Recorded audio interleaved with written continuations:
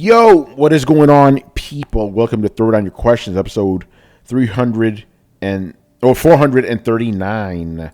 I'm your host, Tony Polanco, and tonight I'm joined by Emilio Lopez. Sup, people? How's it going? Carlos Romero. Yo. And Brett Murdoch. What's up, people? All right, as you already know, Brian is not going to be back until July. He is still in the moving process, moving to a new home. So shout out to Brian. You know, good luck to him. And both of our dads are gone because it's Father's Day and they're fucking tired. You know, Chris and Adam. Manny, if you're saying something, you're muted. Father's Day! Yeah.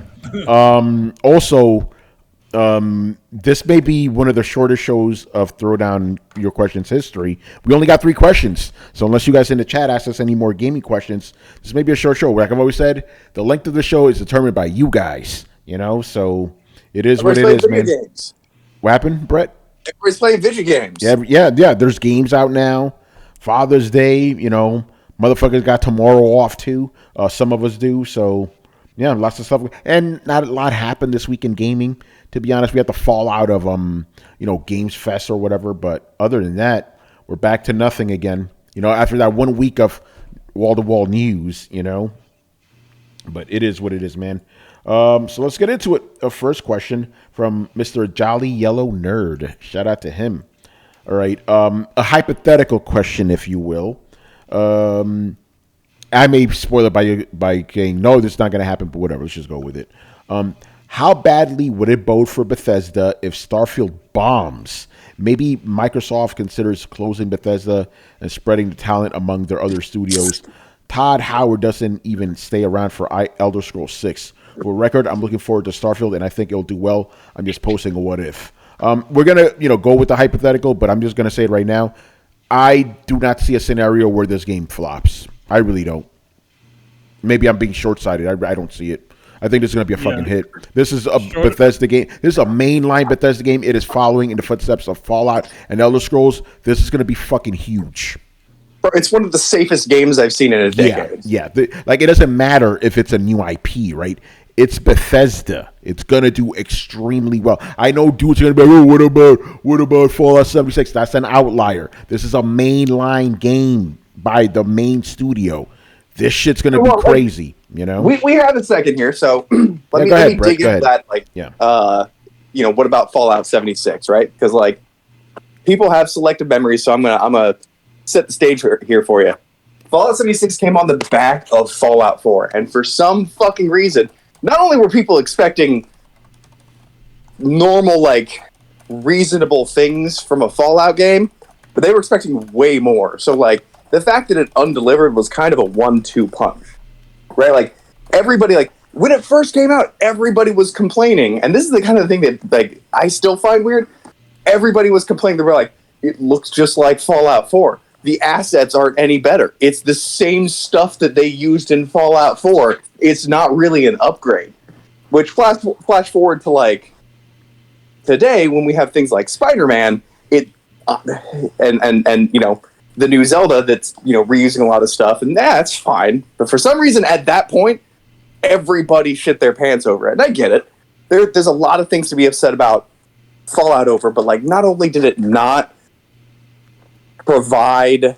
here's the deal. If Fallout 76 released in its state that it is in today, which is what I would consider it kind of its finished form, it's its final Frieza form, where it has human NPCs, stories, it's everything people would have expected...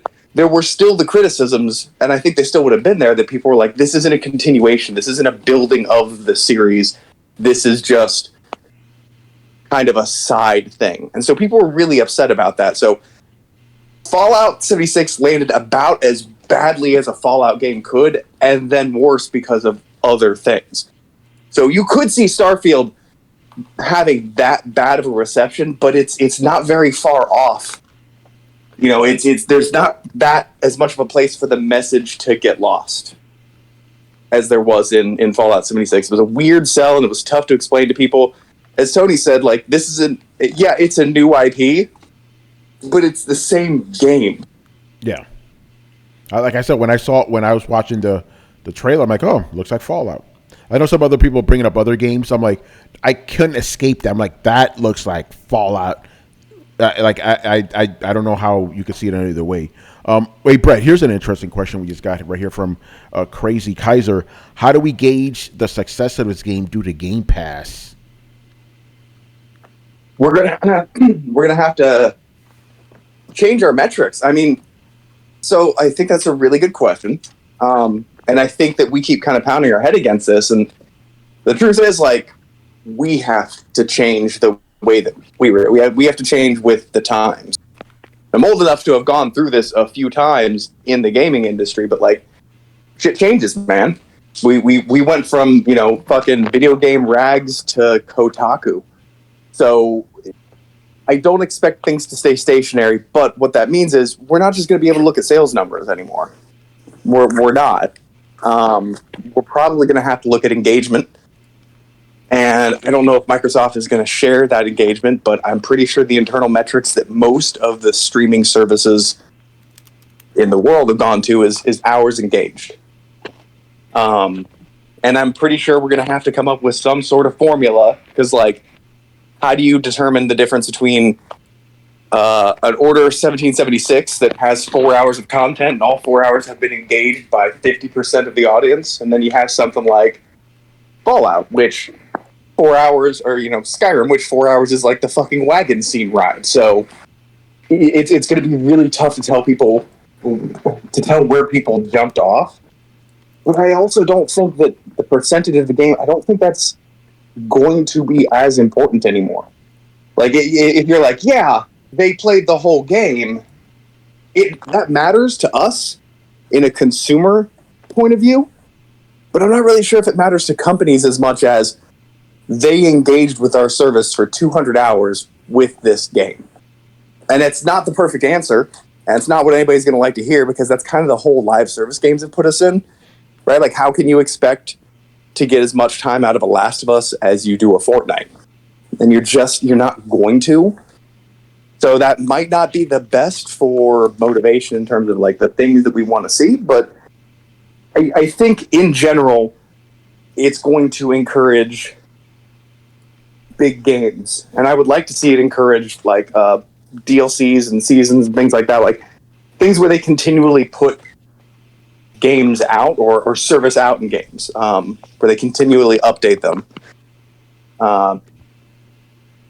So I think the answer is we're going to have to start looking at it differently, and that way that we're going to have to start looking at it differently is how long somebody engages with a thing. Because, yeah, as I kind of had like that small mental breakdown on air when I was like, fuck, man, I usually buy these things, but, like, I guess I'm not going to buy it because Game Pass, but I always buy Bethesda games, and usually I feel more than happy to invest in, like, the bigger copy, you know, and not the $300 kind with a fucking smartwatch, but, you know, usually I'll get, like, the deluxe copy because I know I'm going to play it, and I feel like that's, I don't know, just more fair.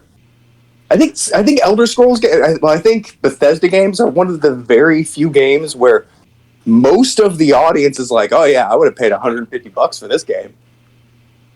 Like, it's why would I buy the $100 version? I just feel like I'm going to get $100 worth of content out of it, and I want to support Bethesda, and, like, Bethesda doesn't need supported. That's the other thing. It's just this weird kind of goodwill that I've noticed amongst gamers where they're like, yo, man, I feel like I get a ton of content out of this. I'm more than happy to give them enough money.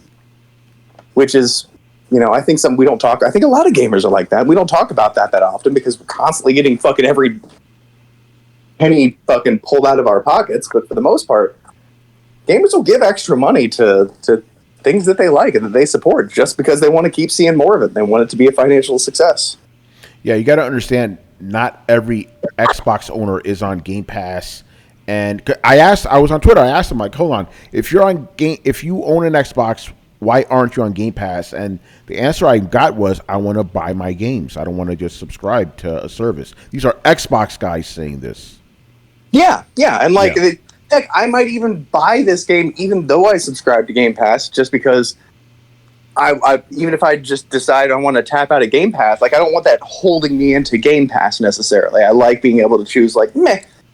Not this month. I mean, realistically, I haven't actually sat down for a month and been like, I'm going to cut out Game Pass this month, because there's always something I'm like, I can go back and play. That's worth like $10-15, and go see that, or go see one movie a month. So, Yeah, but my question to you is like, will Microsoft show us those numbers that you want, those engagement numbers, those hours played? Will they with show us Starfield, that? 100%, absolutely. But we're not going to have any context to put them in. Yeah, and that's the problem. Like any numbers they give us, we won't, like you said, we won't have context for them, and it'll be numbers skewed to make the game look good. But see, that's the thing. Like, this is the beginning of a brave new world. Like, we need to figure out the context. It's not, as much as I hate to say it, it's not Microsoft's job to come through and be like, that is the equivalent of this many copies sold. We don't live in that world anymore. And I don't think there's a direct one-to-one comparison. So when they tell us, there's been this many hours launched, I think we kind of need to figure out because, again, Microsoft's going to speak in their own language. Sony's going to speak in their own language. Nintendo's going to speak in their own language. Where does the burden of translation end up falling? If not the people who want to know the information. You know what I mean? Yeah, I don't know. But again, whatever information we get from Starfield is not going to be coming off of a third-party impartial person. You know what I mean? It's going to be from Microsoft and Bethesda, so I don't know. But I don't think that's abnormal. That's everybody's always done. They've put forward, what they want. Microsoft hasn't told us copies for a long time, and some games don't even tell us number of copies. Diablo just fucking released a bunch of metrics that mean absolutely nothing about how many hours people have spent fighting the tides of hell. I don't know what 2 million hardcore deaths means. Yeah, I know what it means, but like in context, like I don't fucking know, bro. 60 million bullets spent or nonsense like that, Yeah. Remember they gave us that with Halo or some fucking game. It's like, okay, 350 million jumps engaged. Okay. I guess we could. Like, again, though, like, I don't necessarily just think that's Microsoft muddying the waters, because if I, try and play devil's advocate, and I put on, my Microsoft employee hat kind of thing, and I was like, okay, well, how would I explain this to people? Right? There's a bunch of people who are playing this on Game Pass. We definitely saw a spike in Game Pass, but how do we know exactly what to attribute to Starfield in a concrete enough fashion that we went like, the user base, like, if they're like, hey, the Game Pass base doubled overnight, that's going to tell us something, but what does it tell us? Yeah, I don't know. So, yeah, I don't know how we're going to be able to gauge the success of this game. Impartially, not what Microsoft tells us, Yeah. So I don't feel know. like Yeah, but my answer is I don't know. Go ahead, Carlos. Whatever metrics we have to try to see if Game Pass, if Starfield was an utter success is kind of difficult. I think probably the easiest one that we could base off of is something that Brett said at the tail end of what he mentioned, is like if Game Pass somehow Microsoft says, since the launch of Starfield, we've gained 50% more Game Pass subscribers. Yeah, 50% is pretty significant number. So that is something that we could say, oh wow, it doesn't matter how many copies of the game sold. If you got several hundreds of thousands of people subscribing to this, or maybe even 1 million, then that's undeniably a success. Yeah. But if you go, over 2 million people have played, 2 million unique players have played Starfield since it released. Well, that doesn't say anything, because people could have downloaded it, started, and not even gone through the tutorial section. Or 2 million people beat the game. We have no clue. And then there's a more ambiguous one where it's like you guys mentioned the Halo one. It's like, 100 million skulls have been taken, or 100, 10 billion deaths or whatever. We don't know. So it's really difficult to gauge. But if we're being honest here, people are going to bring up the Fallout 76, and Fallout 76 wasn't an utter disaster. At the end of the day, I think objectively, it might have even been a successful game. I don't know. I don't know how to measure that. It eventually became one. Yeah, I like to think of it as it wasn't an unmitigated disaster. It was just a mitigated disaster. Okay. Yeah, it was definitely mitigated because they fixed it. And in terms of just talking about Bethesda games, they're always super popular. There's variations of popular like Skyrim. I don't think an individual Fallout has gotten close to what Skyrim has sold. So there's definitely variance in this, but nonetheless, these games still sell or do pretty well. We won't have the metrics, but I would venture to say that Starfield will be a success. It might not be Skyrim, it might not be Elden Ring types of successful, but the track record is there. Even if the game is buggy as hell, we've seen countless examples here. Cyberpunk being one. It doesn't. Sometimes different games. It doesn't matter how buggy those games are. Even Bethesda games in the past, they're still successful, even though there are still a lot of issues. Not saying that it's good to have issues, because we've been the biggest proponents against these trends, but it's what it is. Good question. Well, I also want to throw in there go ahead, too, yeah, because usually I'm big on following motivation. I think most of the time you follow the motivation of what somebody's doing, and you're going to understand the reasons why they're doing a lot more. And I think that's kind of unique in this situation because, and this may be big words, but Starfield isn't there to sell copies of Starfield. Starfield is there to sell Xboxes and Game Pass. Yeah, it's even the numbers about how many people are actually engaging with it kind of might be deceptive, because you have all these people who there is a good chunk of people, and that's one of the reasons they're doing this, that don't have an Xbox, who would definitely fall firmly in this game, in the target audience of this game, and they're hoping that maybe not now, maybe 6 months down the line, maybe 2 years down the line, because this is an evergreen title. Eventually, you're gonna get an Xbox to get Starfield. So even in the case of your average consumer who maybe isn't playing Starfield right now, whose numbers aren't going to be included in that, it's still sitting there trying to quietly tempt them. It's there to be a poster child. It's there to be a siren song. It's doing its job even for people who aren't playing it. So it's this weird move on Microsoft's part where, yeah, every person who plays Starfield, that's absolutely great.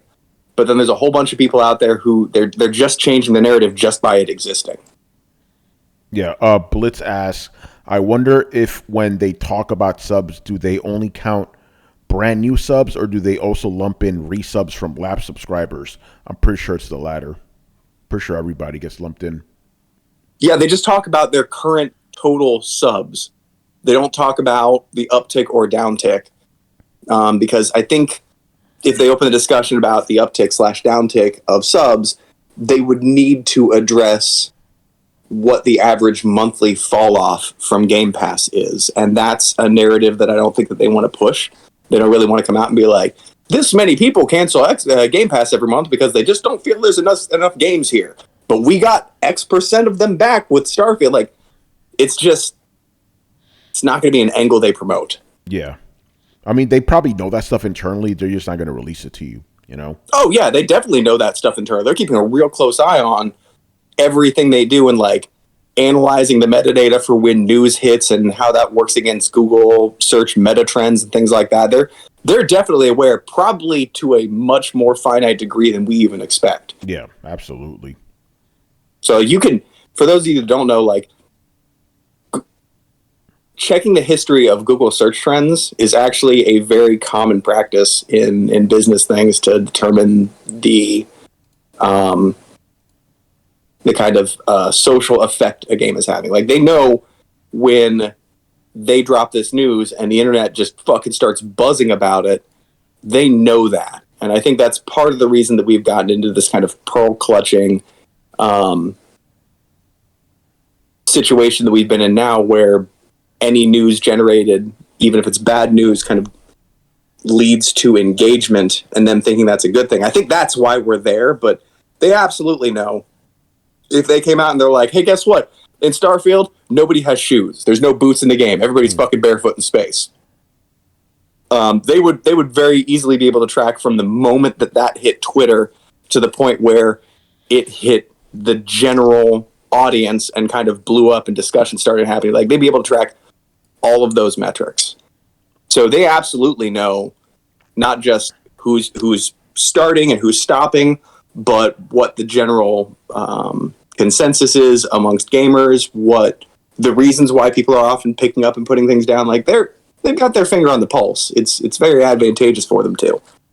Yeah. There are people who make way more money than you, me, or both of us put together, whose job it is just to watch these fucking numbers. It's crazy, man. Man, you have any thoughts on this? How we could gauge Starfield's success in the age of Xbox Game Pass? I mean, it's gonna be the way they present it, and to be honest, the way they're gonna present it, they're gonna do it. They're gonna talk about how many engagement numbers there are. They're gonna talk about how many people, how many hours and how many people engaged, how many people downloaded it. It's gonna be that way.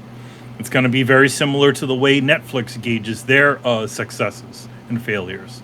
What is on Netflix? What gauges if a show gets a second season? Yeah, it's how many people are actually watching it. But the question is, how much of that will we get? Because we don't get these numbers for every game. That's the problem. You won't. You will only get it for two situations. You will get it. You will not. You won't hear about a sequel. Which will be the telltale sign that there will not be another one. Or number two is that they'll just give you the numbers. So they won't say that. They will never say something underperformed, but they will say something did well. So you'll hear anything that did well, and then you'll just everything else that just sort of falls by the wayside. Those will just get lost. I guess we'll have to see. You won't see a one-time only game. A game shows up on there and it doesn't get a sequel. That's it. So remember how much.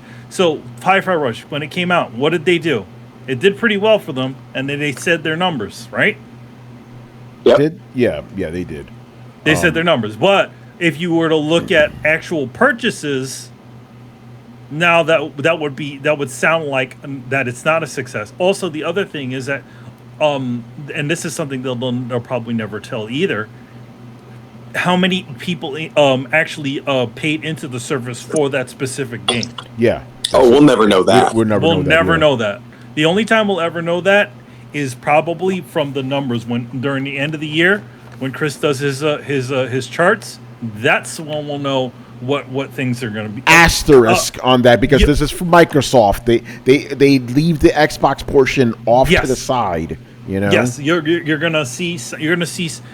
going to see a lump sum, and you're probably just will have to assume, okay, what was this? Because they don't also give you the monthly either financials. Like, in other words, they don't oh hey. No, they don't do that. No, so. That's just going to be the gauge of success for this situation. If these games, which I definitely think that the FOMO for a Starfield or Elder Scrolls will definitely be a thing that will cause an uptick. But also at the same time, these games are also going to be on PC. So we could gauge those numbers. We could gauge. Like off of Steam or whatever, And the thing, and the other thing about it is okay, so you could, and these games are PC games too. So you could literally subscribe to Game Pass and still play the same game.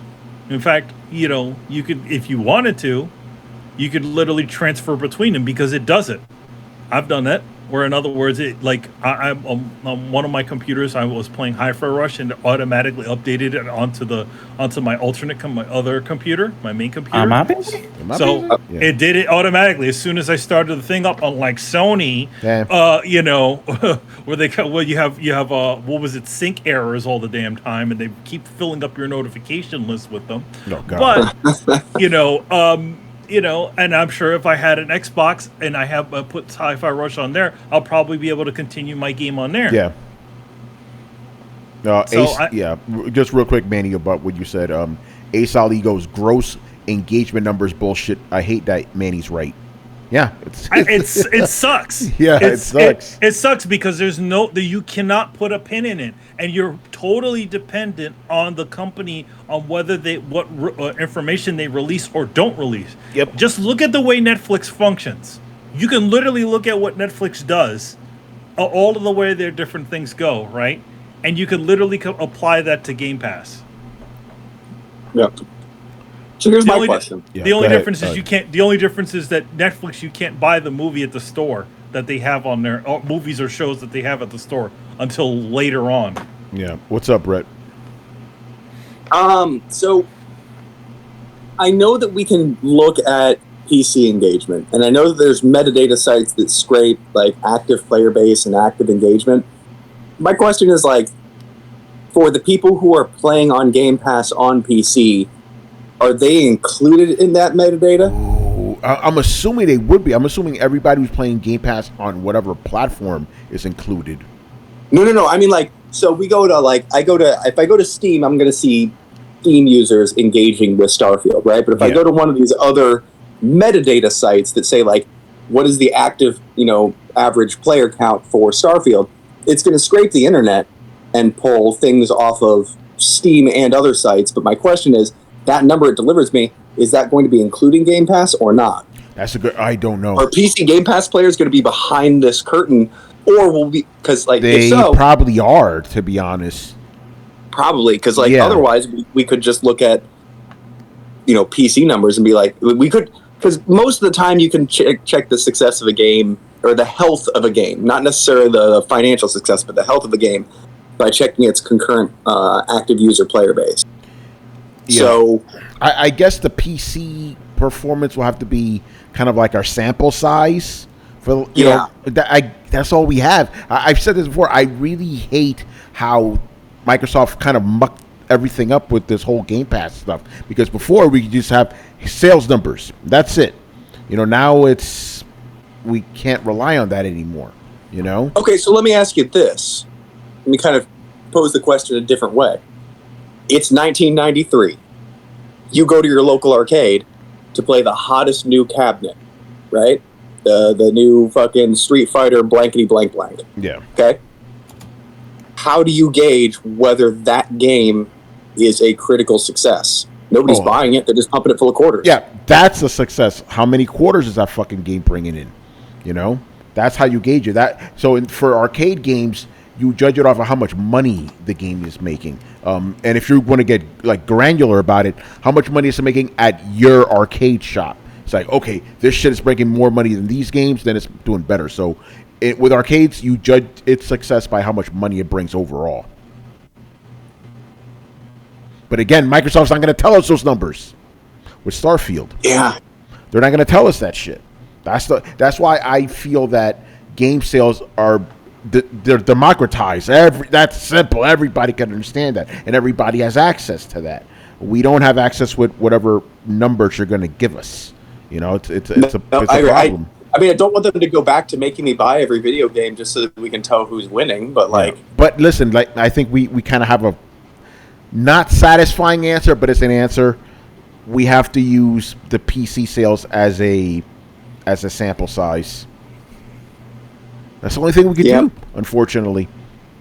Like many times in life, the most unsatisfying answer is often the correct one. Yep, pretty much. So it won't be accurate, but it'll give us an idea, And just a Bethesda game, and Bethesda games do very well on PC, so I don't think it's a bad metric to go by. So, yeah. All right, good stuff. Just the way it is. Just how it is, man. Remember, guys, if you want to ask us any more game questions before we wrap up, let us know because we only got 2 more official questions after this. You know, Get in here, people. yeah. And they're both Start asking those barn burners. yeah, right. Start a fight. I don't care. So these last 2 here, unless people want to ask us some more, are from Tumeke, who's joining us in the chat, and they're both related to Father's Day, which I guess is appropriate enough. Tumeke. Yeah, it's still Father's Day for another 45 minutes here. And ironically, we don't have our fathers here. You know. Anyway, I think we were asked this question before last year. Since it's Father's Day, at least for dads living outside of New Zealand, who do you rate as the best and worst gaming dads? My answers always say Hachi. Motherfucker threw his son off a cliff. That's pretty bad, you know. And I would say Joel is a good father. He sacrificed all humanity to save, his surrogate daughter. You know. I mean, you're not wrong with that one. Trying to think of bad dads. What was Blake DeWitt? Was he a good one? I don't remember. Remember Blake DeWitt? Booker DeWitt? Yeah. Or Booker? Is it Booker DeWitt from Infinite? He was. I mean, he wasn't a horror. I mean, in one dimension, he might have been a horrible father. Yeah. I got one who's a bad and good father, Kratos. Oh, yes. He's the worst. Well, think about it. It's like on one hand, he did try his best with Atreus, but on the other hand, he killed Calliope. Yeah. You know. I'm pretty sure murdering your son, like, kind of by default, puts you in the bad dad category. Well, murdering your daughter, you know. But he loved his son. Yeah. I see. Well, that was Ares. That was Ares' fault. Yeah, I don't know that I count that. Yeah, that's true. That's true. He was manipulated into it, you know. Well, also, like, if Kratos hadn't tracked him down and murdered the fuck out of him for it, like, okay, I see that as resolving the situation, though. Yeah. That was literally what he spent the first game was like, oh, you made me kill my daughter. I'm gonna fucking kill you. I don't care if you're a god. So yeah, you're right about that. That's a good dad. You killed my daughter. Bitch, I'm a god. Like, I give a fuck. I'm coming to murder your ass. Right, Kratos is a good father then. There you go. Big Boss, he's a bad dad. Kind of. Yeah, he was kind of a dick. But the thing about it is that, like, here's the thing, like, he didn't know about his children. You know what I mean? Nah, yeah, I mean, true. He did train Snake, though. At least they retconned that. Yeah. Right. Here's one that I don't honestly know the answer of. I'm just kind of wanting to pose this. Soul Survivor, good dad or bad dad? Soul Survivor. I've never played that. Fallout 4's protagonist. Oh. This is a good question. Dr. Light and Dr. Wily, good dad, bad dad. Yeah, I don't know. Soul Survivor is a good question. I'm not sure. It's the same thing for Fallout 3. Yeah. For Fallout 3, dad. Liam Neeson was a good dad. Liam Neeson. It was Liam Neeson. It was, yeah. That motherfucker gave up everything to go and try and get you water. Yeah. He's working hard to put food on his family. All right, by the way, I could talk about this because it was at least the first 2 hours of Final Fantasy 16. Is the father... That wasn't Sean Bean, was it? Wait. Yeah. Oh, no. Oh, my God, it was... Wait. It was Sean Bean. Wait. The first 2 hours... I mean, has the game even come out yet? No, there's a demo. You could play the first 2 hours of the game. And I'm listening to this king. I'm like, hey, that's Sean Bean. Oh no, it's what I think gonna happen. And sure enough, it does. Of course it does. Of course, yeah. And again, Carlos, would you consider that spoilers? Like the demo's already out there. Well, as soon as you know it's Sean Bean, it's not a spoiler. But you know what I'm saying. I'm not gonna say. But you know what I mean. Like, the game is not even out yet. Yeah, no, but the demo is already out. You know. Fuck the demo. Yeah. So basically, Sean Bean being in your property is a spoiler already. Yeah. Because you know what's going to happen to him, you know? Yeah. Demo was legit. You know, I can say that at least. All right. There's a lot of bad dads in that game. Yeah. A question for the panel. Oh boy. We'll get to that next. Anyway, any more bad? Hold on. We got time. Yeah. Go ahead. Yeah. Let me extend that past video games and just kind of like, because we all know Shinji's dad is the worst dad of all time, right? Yeah, like he's fucking terrible. He's objectively the worst. Even worse than Kratos, probably.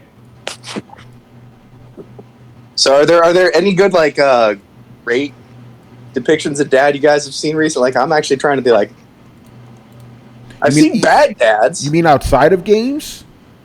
Yeah, we'll put it to anime and movies too. We got time. Oh yeah, I mean, that's what stood out to me when I saw Avatar 2. I'm like, hey, it's a competent dad. I haven't seen one of these in movies in a while. You know, you're right. Yeah, I was like, you think about it. Cause not only is he competent, but he gathers his family and he tells them, this is why I think we should do this. What do you guys think? You know, he actually gets them involved in shit. It's not just like this bumbling idiot, and then the wife has to come in and like, oh, I know what to do. I'm the woman. You know, it's like, oh wow, like a traditional fucking dad. Wow, I haven't seen one of these in like, who knows how long. So yeah, what else? I forgot. I was gonna bring up something about that. I forgot it. Oh yeah, Goku. I'm sorry, Goku. You're a fucking terrible father, man. I saw that on Twitter. People were like, "Shout out!" He lost his kids twice. Yeah, like people going, award goes to Goku. I'm like, no, not Goku. No, not a good father. He's terrible father. Piccolo's a better father than Goku. I'm a better father than you, Goku. I mean, Goku's definitely. I can see on the one hand, be like, dude was working to save the planet, but like, was he, or did he just totally forget he had a family on multiple occasions? I don't know what you're talking about, man. and people go, but he kept getting killed on his way back. It's like, that's not an excuse. He went off to go into a fight instead of taking care of his son. Yep. Then he went and died. Fuck, Vegeta's a better dad than Goku is. He is a better dad. Yeah. No, he kind of calls his son an idiot all the damn time. No, he does, but he's there. He's there. That's the difference. He's there. No, I mean, they're and abusive are two different things. Yeah. Goku sent Gohan to fight Cell. Yeah, he did. Like, you go take care of him, man. Like, what the fuck? Like, what? Really? You got this, right? Yeah, you got this, right? I'm good. Vegeta was at the birth of his son. Goku wasn't at the birth of Goten. Yeah, right. Yeah, like hey, but he was dead. A child and he's old enough to talk. Oh man, terrible fathers. Goku was a great father to Vegeta. That's right, man. Oh god. I mean, I just get since we're already talking about this, and then he always makes the rounds as a father of the year every day in Father's Day, but the dad in Full Metal Alchemist is he's in the Hall of Fame. He's Mount Rushmore of terrible fathers. Yeah, dude. Full Metal Alchemist has the two worst dads ever. Father, oh yeah, that is true. Yeah. Father and Hohenheim. Mm-hmm. Yeah. Well, the dad of the little girl. Oh, that's what I was thinking about. Yeah, that's what I was thinking about. Yeah, him. Yeah. Somebody on Twitter, how they ask they ask random questions. The question this weekend was, which character death traumatized you the most? And one of them was the little girl. I'm like, yeah. And it wasn't. It wasn't. You still don't bring that up in certain circles. Yeah. It wasn't though. The thing is, it wasn't. It wasn't by him. Yeah, no, but it was but that was like a traumatizing one to some people. I could see that. Mm-hmm. For me, my answer is always the same: Optimus Prime. I know they brought him back. But still, that why do you have to turn gray? It's like that always fucked me up.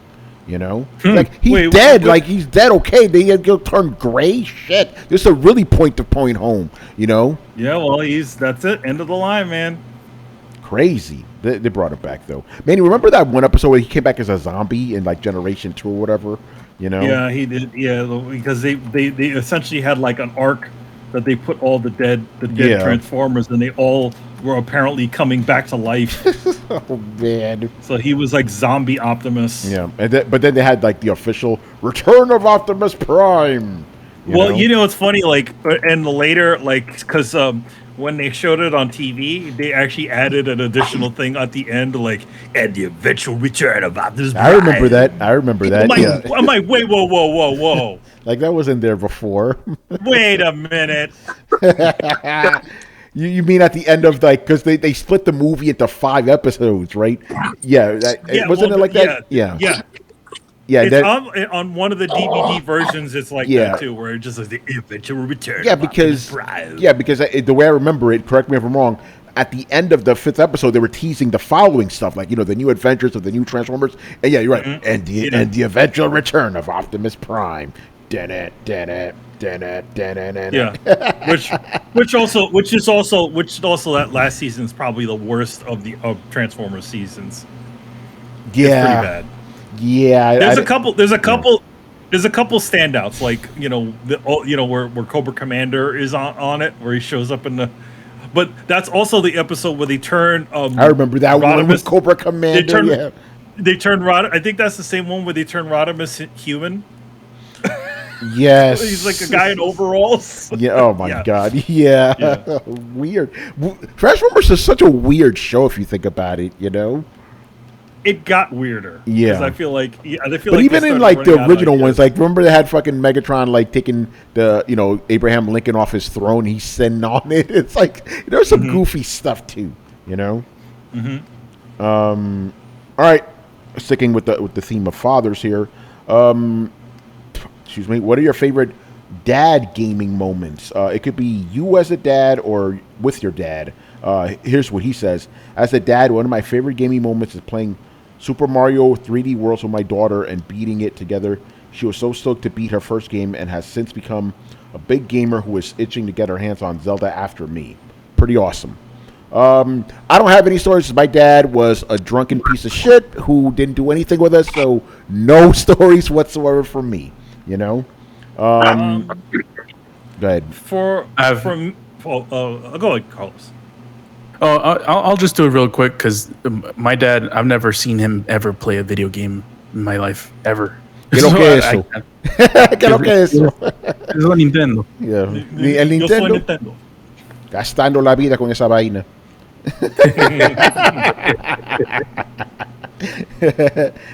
Okay, Manny, go ahead.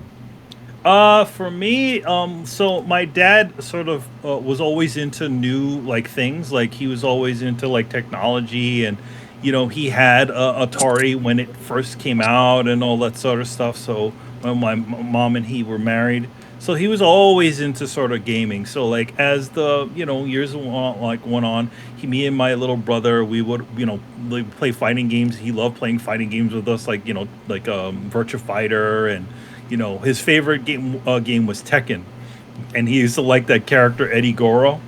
Fun. And so he used to do really well with it. But then as the years went on, as the new Tekken game comes, he just goes, man, these games are complicated. I think I'm done. And that's what he sort of.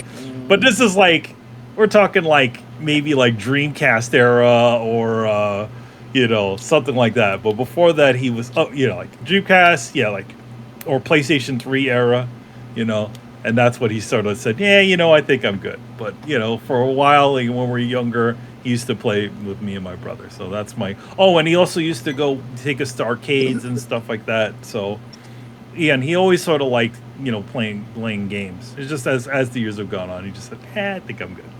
But, that's about it. Did get complicated though, man. Was it the controllers? Yeah, it's probably the controllers. I mean, so Tekken, the last one was I think he was on the Tekken, one of the the later Tekken games, people Xbox 360, and or PlayStation whatever or 3. I think PlayStation was the last Tekken, and he just was playing it. He's just these things are getting pretty complicated. I'm not having fun anymore. So that's where he just sort of think. But we when we got Street Fighter, he used to play with us, and on the Super Nintendo. So yeah, that's about it. Yeah, Brett, anything you want to share? Yeah, man, I'm a second generation gamer. Nice. Much kind of like Manny. My dad had the original Atari, and I used to be regaled with stories about how he and his buddies would play. He was before it was a thing. My dad was an online competitive multiplayer, apparently. So wow. when they were first married, and him and a couple of his buddies had Ataris, apparently it would be very common for until up to 2-3 in the morning for the phone to ring, and you'd pick up the phone, and all you'd hear is 5,900,302 click. And they call in, and then they call in their high scores. Shit. And then they would sit around and just work until they beat that high score, and then call up the other person in all hours of the night and yell out their high score, and then click. So that was pretty cool. I definitely owe it to my dad for my love of gaming. I got my first Nintendo when I was 3 years old. So, I mean, at the time I was like, I wanted it. But as an adult looking back on it, I'm like, that was definitely my dad being like, he is ready.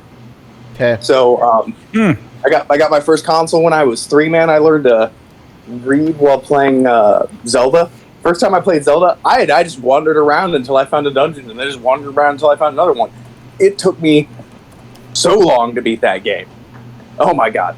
But yeah, much like Manny, my dad, I think it was, the Super Nintendo was probably the last one that he really got in on. And then after that, he's like, these controllers are getting a little, there's too many goddamn buttons on these things now.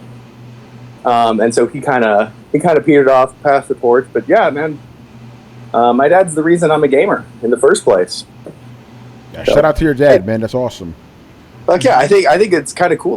People like me and Manny, we are literally, I think, the first possible option to have second generation gamers. We're the very first people that were literally born into this shit. Mm-hmm. Yep. Just that. And then for Adam, his stuff would probably be him and his father. His father would take him to the Chinatown arcade and stuff like that. And his dad used to work at an electronics store on Delancey Street, Vic Mars. I don't even know if it's even still there anymore. Wow. And he used to during the Nintendo times, he used to get him a game, because he worked at the electronics store, and it was, that's a lot of the games that he gotten when he was young was from his dad. So, and that's how he sort of connected with his father, or they would just go to the arcades and, all kinds of stuff. So, I just imagine Adam's dad talking to little Adam Bale. He's like, little Adam, this is Excitebike. This is it. I will say the thing about Adam's father, how Adam can get you excited for things? Mm-hmm. That's kind of how his dad is. His dad is a really good talker. In other words, he can. There's a reason he was able to get some sales at that electronics store. So yeah, so he was a talker, and so Adam sort of got a lot of that too, where he sort of can kind of get you excited to go, get really, and then you actually do it, and you're like, all right. But yeah. That's Adam's usual sort of story. Yeah, and obviously we hear Adam's stories about him getting his kids into games and stuff. Mm-hmm. He's doing it a very interesting. He's doing it a very sort of way, he's sort of evolving them through the times, And so they're. It's definitely going to be an interesting time for those of you who have children now, or that are getting into game, that are in and getting them into gaming, or introducing them into gaming. How do you just show them the really nice shiny thing first, and then maybe they might not look at the old stuff anymore, or would you evolve them through the years, as the games get more different, in other words, you start them off at a Nintendo, and then you work your way up. I've actually heard lots. I think that's actually really interesting. It's one of the things that I find super fascinating about gamer dads, because I always ask that same question. And according to my results, which are anecdotal, but most of the time it's it's actually pretty cool. They play the new games with them. They play Fortnite and things like that, but then they wrap kind of this history of video games in with a lot of the indie games. So like, yeah, you may play Binding of Isaac, but then they'll also throw in the original Metroid in there. Like they bring them back and kind of walk them through the history. I know Adam's done a lot of that too. So I don't think you don't get to play new games until you've worked your way through every generation up to this point. But I think they regularly go back, and I think that's why there's this kind of ever-growing love for indie games. Like, I think that's why indie games have gotten bigger, because, when we grew up, there was a straight line of evolution, right? Like, games went from A to B to C to D to E, and we constantly got bigger and better. But nowadays, if you want to play a lot of the classic formative, it's like reading a classic novel. You got to go back and dip into a little bit more primitive presentation, and I think that makes it a bit more palatable for people to play indie games. So I think that a lot of these people who love indie games, it's maybe controversial, but it's I think that they love them because they were never forced to eat their peas and carrots, in the sense that they were never forced to play these games because that's all that they were. They always kind of went back and played them as, like, is it something different, or it's a fun little jaunt. And I honestly think that the people who played those games because they wanted to and not because they were what was there are the ones that appreciate them more. Because a lot of people I know in our age bracket don't necessarily go back and play low fidelity games as much. I know there's a lot of exceptions. Yeah, Adam's a huge exception, obviously, yeah. But like, I think a lot of us are kind of stuck in this progressive mindset of like, well, the next one should look better. And I've worked really hard to try and get myself out of that. But it was definitely something that, growing up as video games evolved, you didn't really go back and check out a lot of those low-budget titles. Yeah. Blitz says, my daughter just became interested in what I was doing, so I started her on simple stuff and went from there as she got older. My reignited love for Nintendo has come from my daughter. Well, cool. I can't play most PS games with a 6-year-old. That's true, yeah. Yeah, good stuff, man. All right. Potentially the last question of the night, unless you guys ask us more. From Mighty Nerd. Question for the panel, but especially for Manny. Did the game showcases for the past 2 weeks convince any of you to purchase a current gen console that you do not own, not including Spider-Man 2? So yeah, Manny, this would be you, because I think you're the only one without a current gen system here. Yeah, I'm the only one without a current gen system. To be honest, no. The only reason why I'm even getting a PlayStation is only just to play Spider-Man. And it's not even, and there's nothing that I'm seeing that really just sold me on it. It's almost like a reluctant purchase. Yeah, it's unfortunate. And the other thing is, like, I have the other part of it is that I do have Game Pass, so I don't really need to sit down and buy an Xbox, because if I have a PC that can play them pretty well. So, though, I mean, I may invest in an Xbox later on, because I kind of don't. I played it on my PC and I just wasn't digging playing sitting in the same room as I work in playing games. It just felt weird.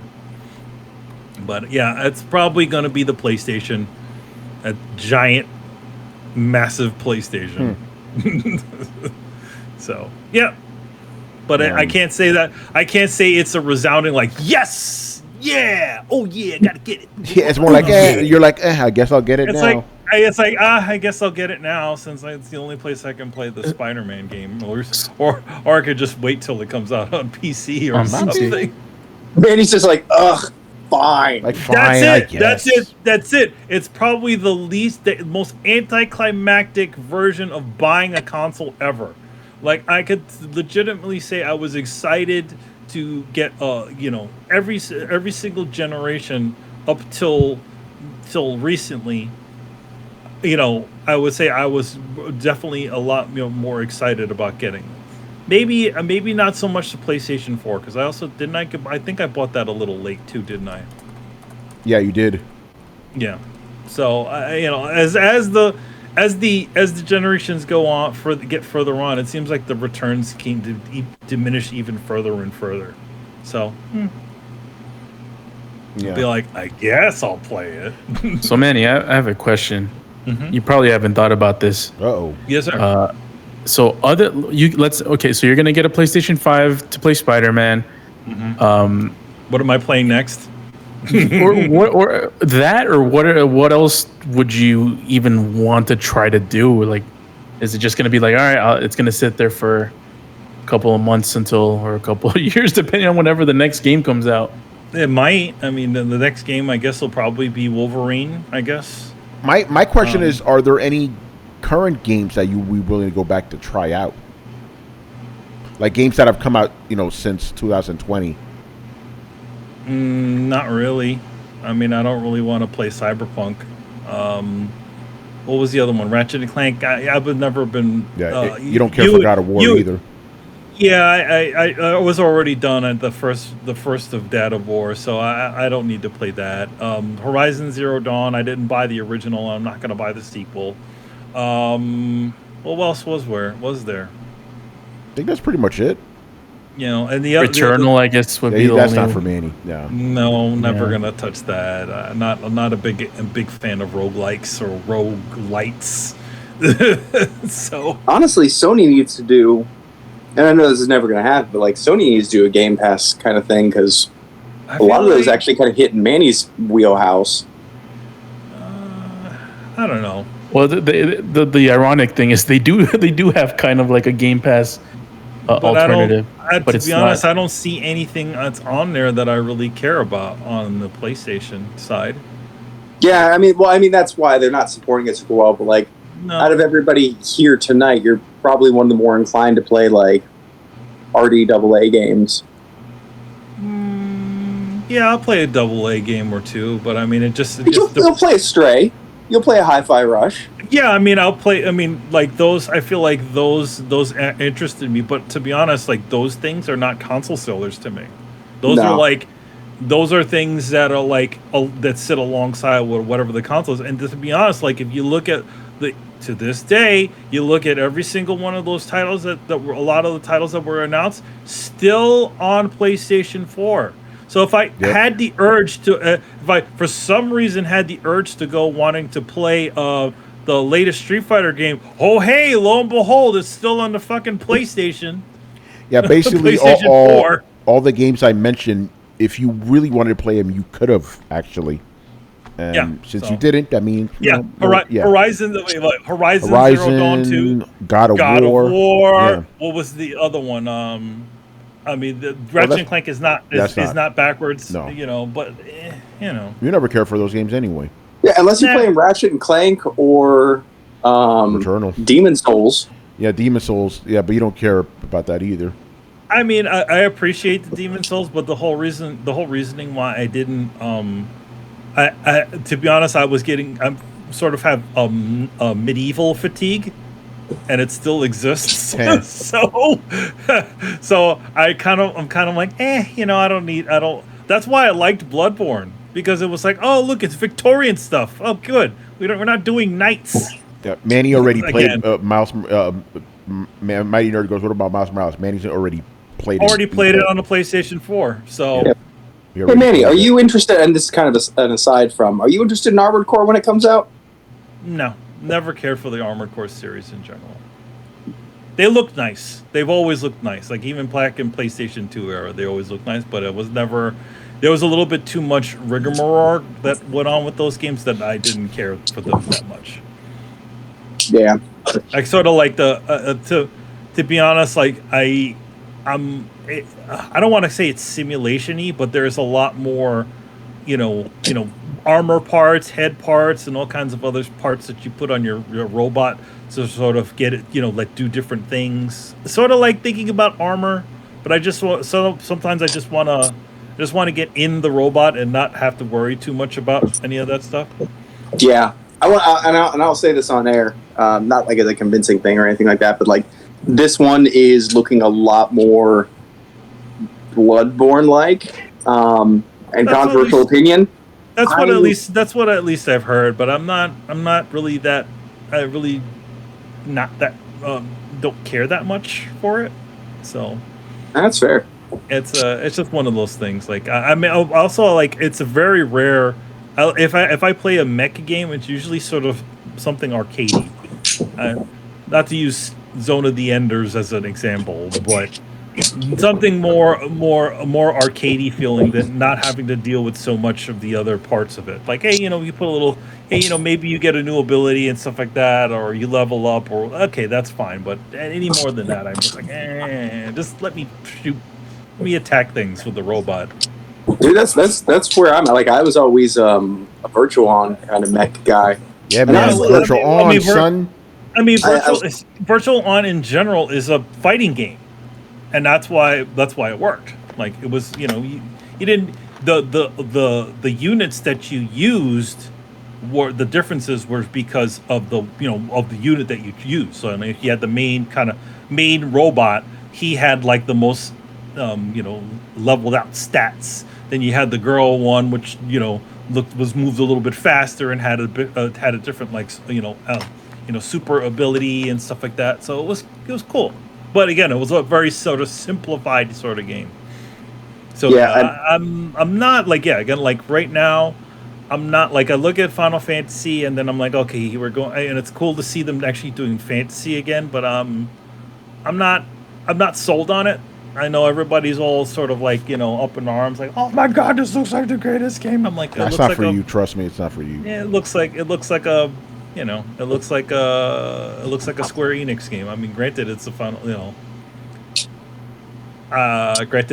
Fantasy game. It has all that sort of extra stuff, but I don't know. We'll see. Again, it's been years since I've played a real Final Fantasy game. I've actually stopped playing. You're done with RPGs, though. Yeah, I think it's actually been 20 close. I think it's been 10 or 20 years since Rogue Galaxy, I believe, was the last one. Yeah, Rogue Galaxy was the last RPG that I played for PlayStation 2. I mean, there are some games I guess you can. The thing about it is like RPGs aren't really RPGs anymore, though. Yeah, that's true. The new Final Fantasy game. Can you really call that an RPG? It's not an RPG.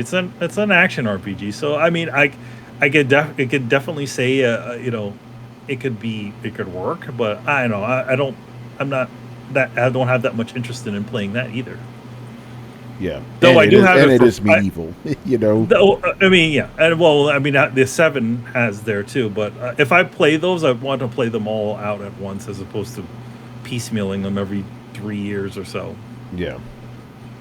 But yeah, so at least for me, that again, like guys, like I'm fairly picky when it comes to certain things, but when things do hit, then you know when I'm excited for it. So, but right now we just see, at least I see a lot of sort of par for the course Sutter titles that don't really say much to me.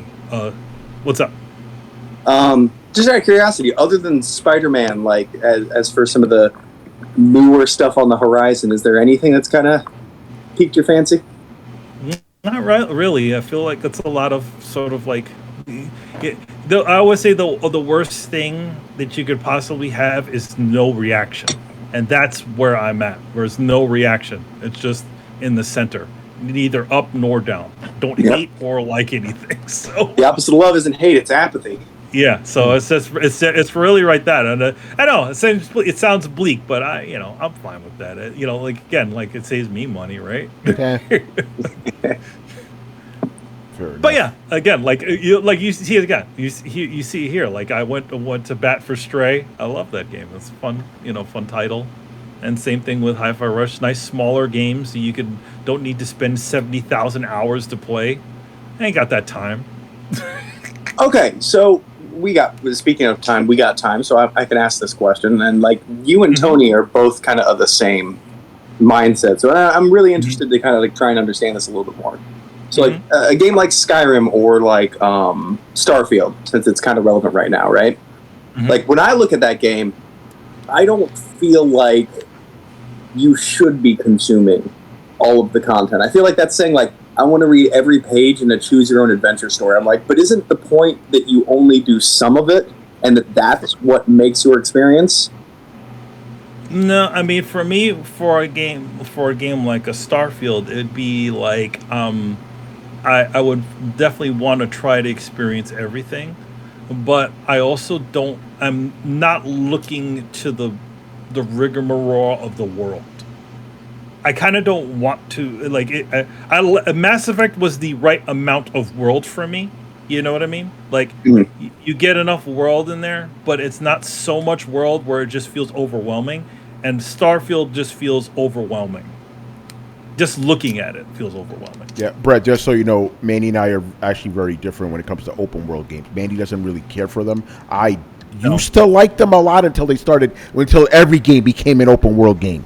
You know, but I know you guys are different. That's actually why I posed to both, because you guys are different ideas within kind of the same boat. Yeah. I'm just saying when it comes to open world games, but Mandy and I are the same with the completion thing.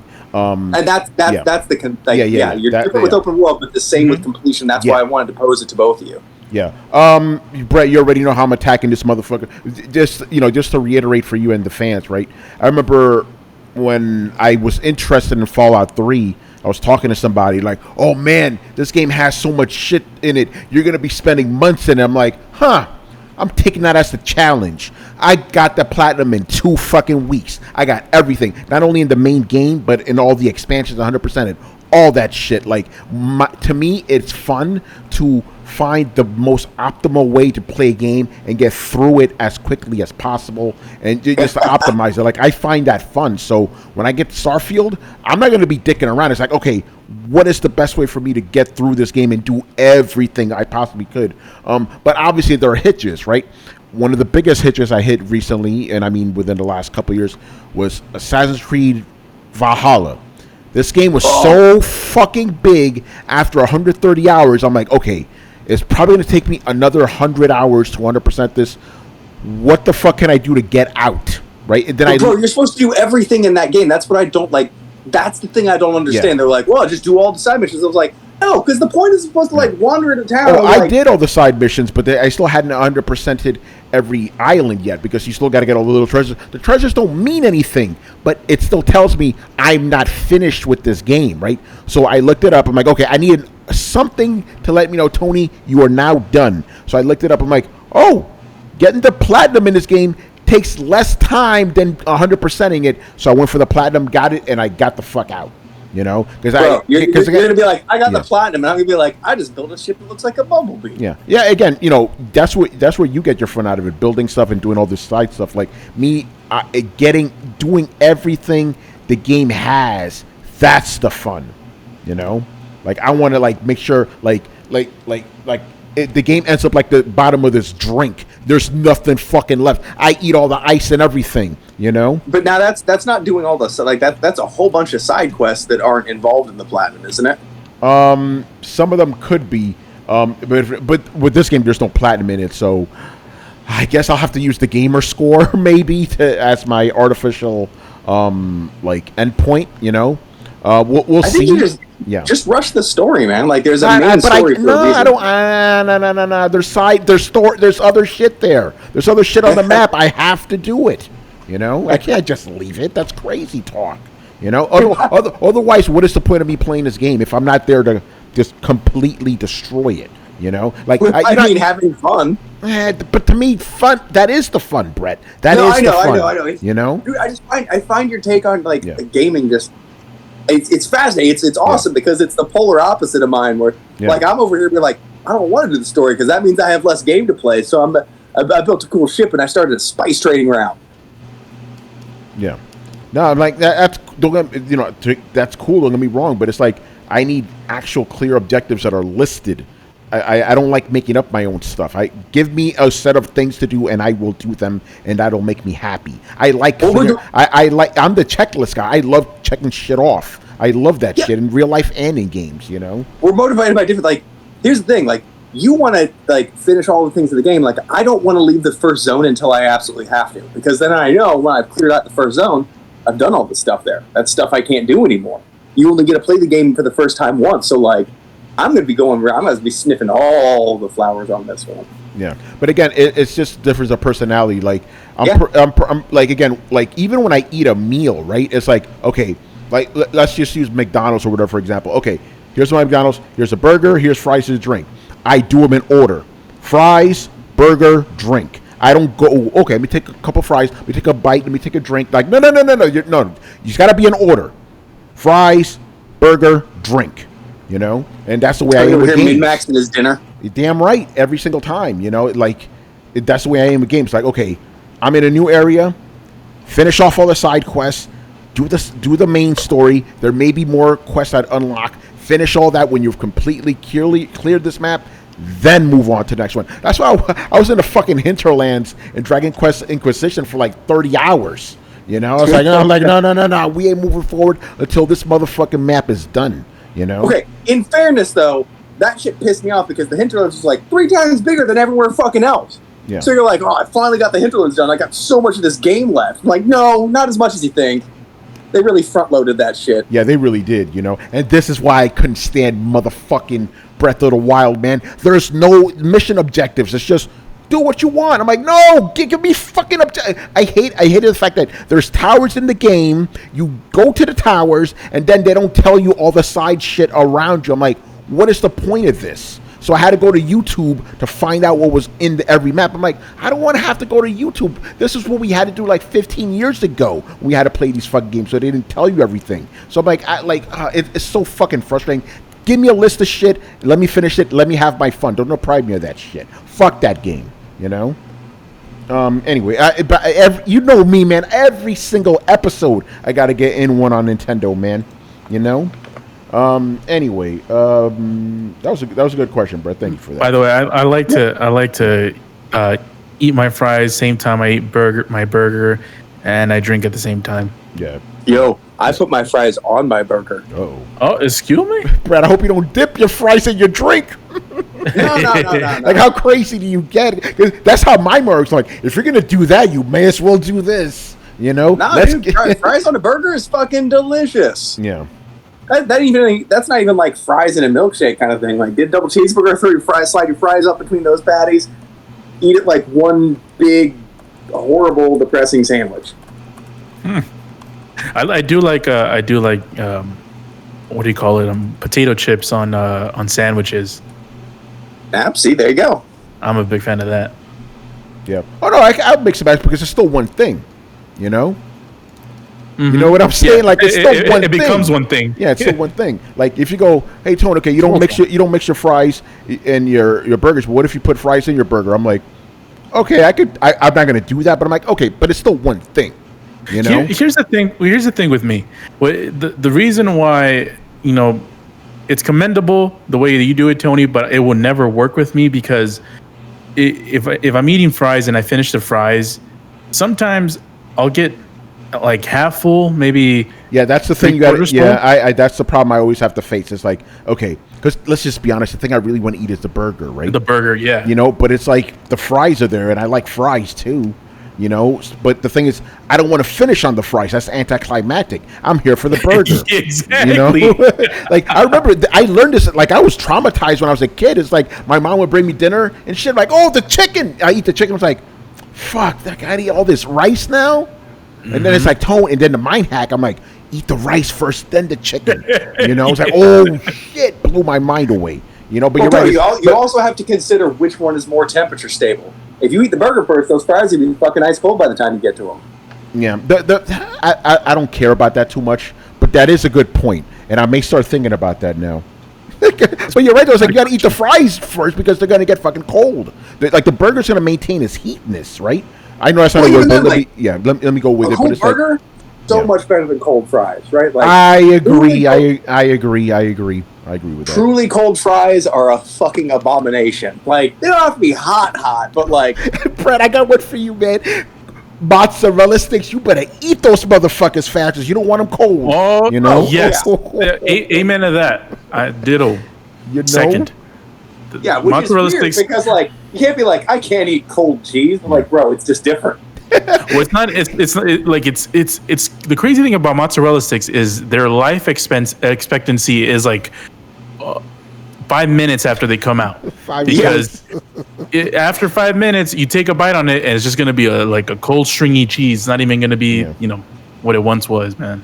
Yo, this whole food talk, it reminded me of this one time we went out to get gyros and shit, or heroes, whatever the fuck they're called. However the Greeks pronounce the shit, right? And I'm looking, and I get the shit. I'm like, I don't know how to attack this thing.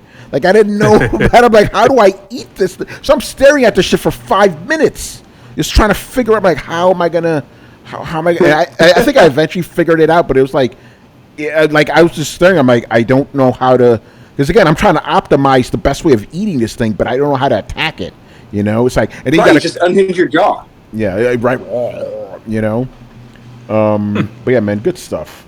I'm like that with everything, man. It's like I gotta know how to do the shit. You know, I gotta go with a plan. You know, I gotta know what I'm doing beforehand. You know. All right, good stuff. All right, another question from Mr. Tumeke. Right. Given consoles are always going to be technically behind PC in the power stakes, what features do you hope future consoles focus on over pure power to ensure they feel relevant and provide experiences gamers will be happy with? That's a damn good question that I don't know the answer to. So I do. Yeah, but I know you would, because, you know, like, I was going to be like, I'll let the creative guy jump in first, Brett, you know? Because to me, I'm like, what else do you have besides power? But go ahead, Brett. 3 words. Tower of Power. Uh-oh, here we go.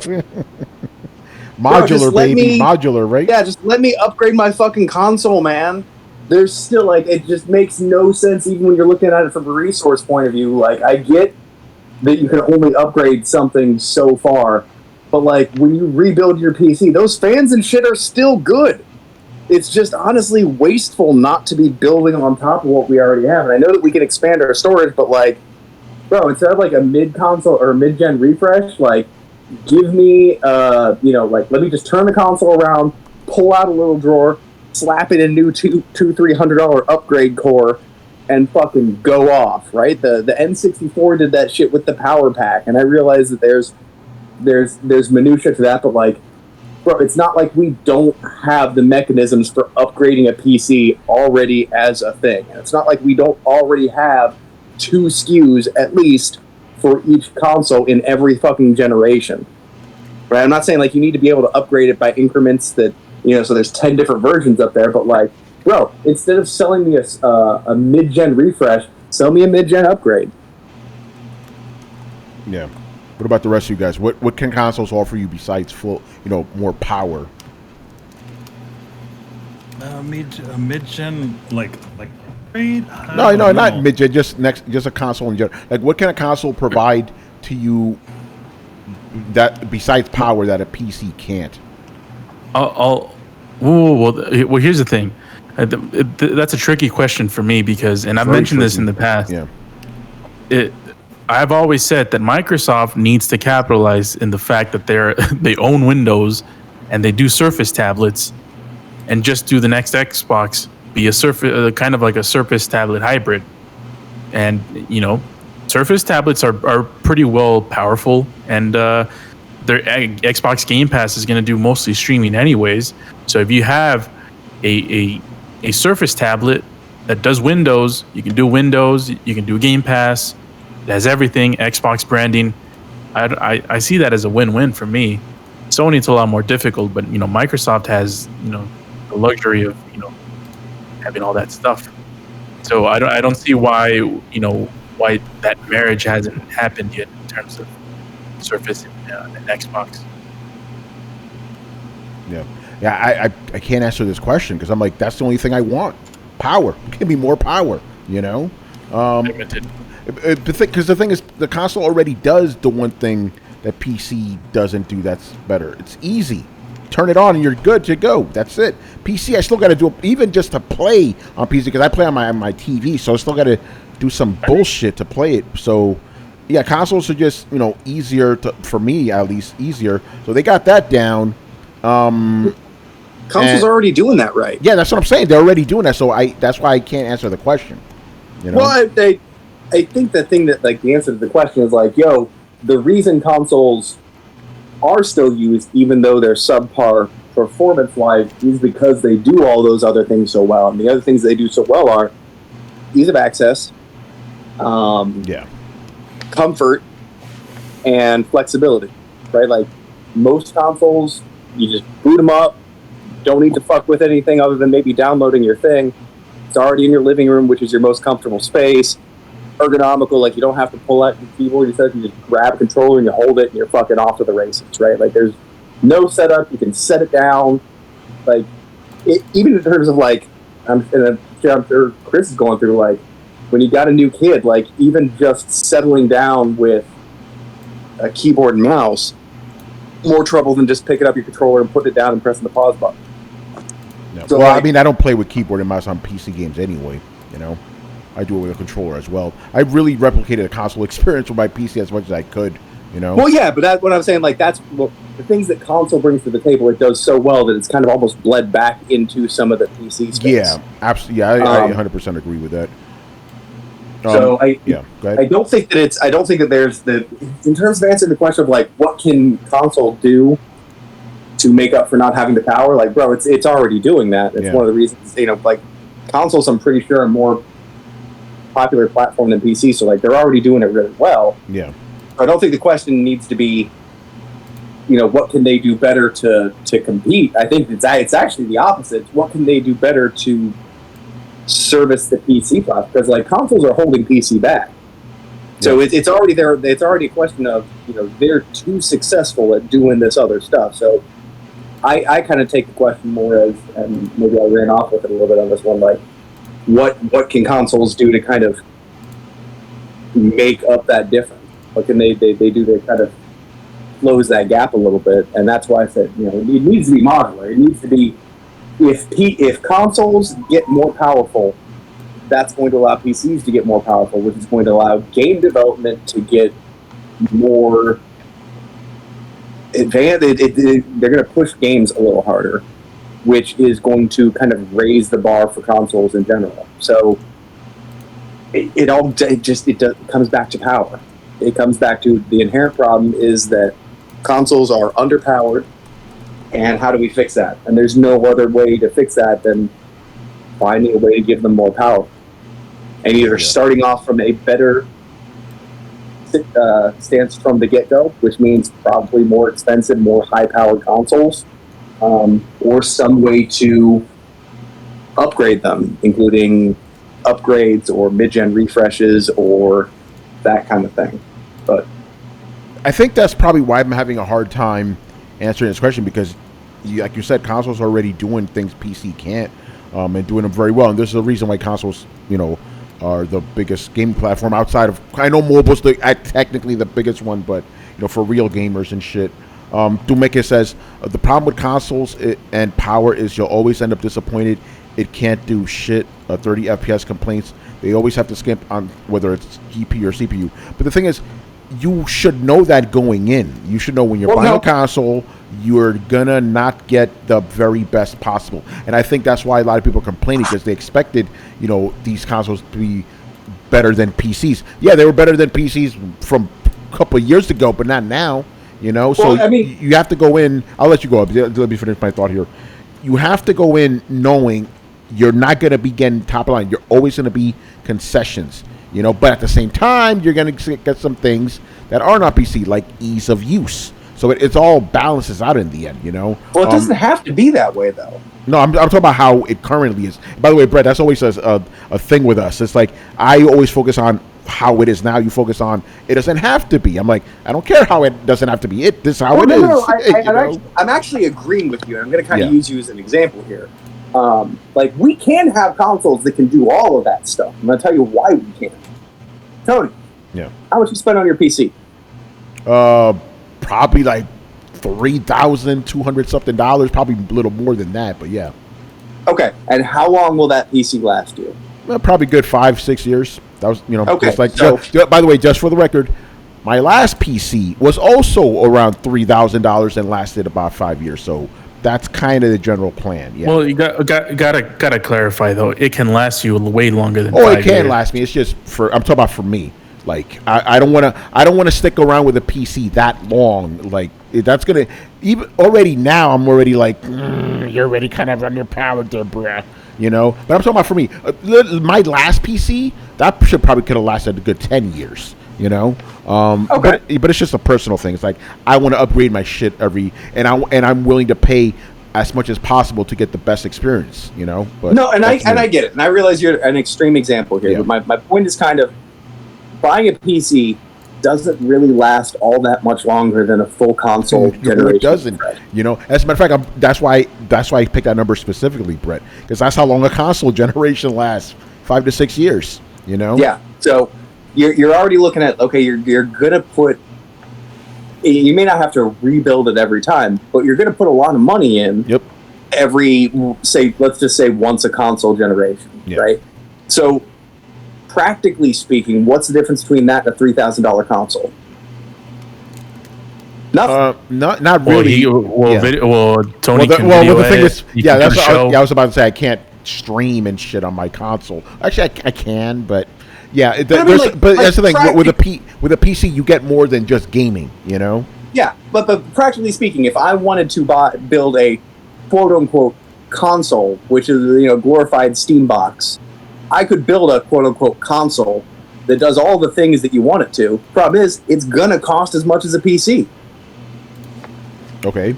So the question that I hear when people say this is, why can't I have a console that does everything a PC can at a quarter of the price? Well, bro, that's just how money works. I want a mansion for $200 a month, but I ain't getting that shit. This stuff costs money. Technology costs money. Computer parts cost money. Like it's literally you're limited by the money you're investing in the hardware. I kind of feel like we're shopping at Aldi and complaining we're not getting Gucci here. It just reminds me of that one episode of The Simpsons where like Principal Skinner's mom goes to grocery shopping. She's like, I want everything in one bag, but I don't want the bag to be heavy. Like that's basically what you're asking. It's like I want everything in a piece you can do, but I don't want it to be expensive. Doesn't work that way, bruh.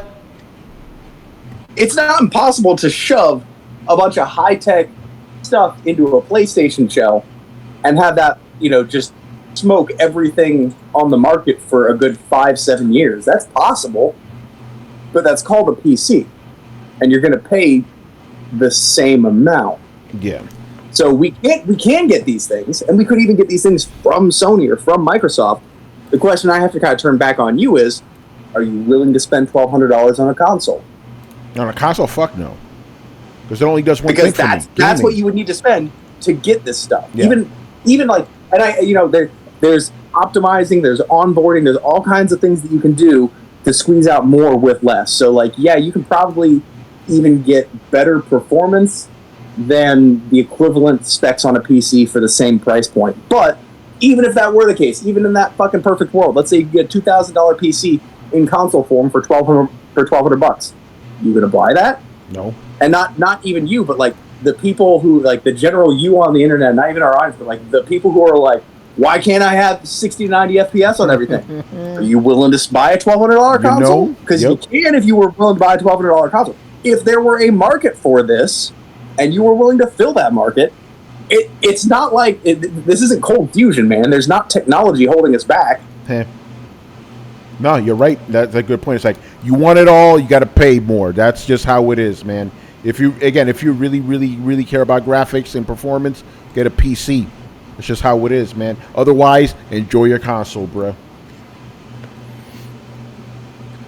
And that's that. Yeah, and also the console experience is a lot more curated than the PC experience. PC has a lot of different types of things that you can alter, move around to try to give you the best performance for your own specific rig.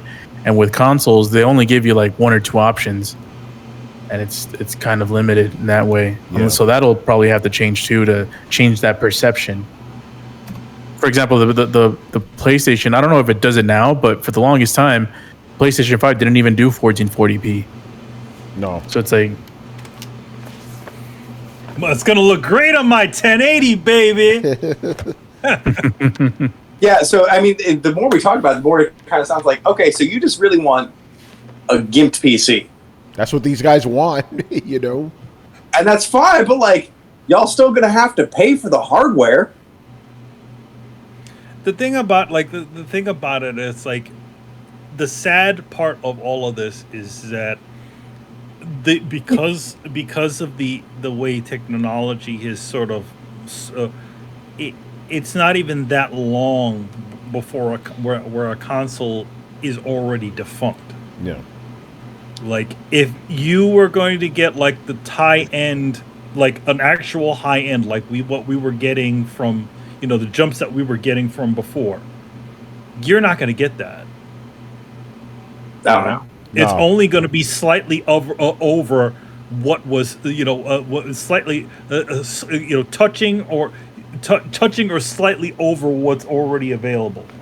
So the thing about it is like, and then they make all these promises like, 720p, not 720, 4K, and now they're talking about 8K. Stop making these fucking promises because you're not going to be able to do this shit. These consoles can barely do 4K.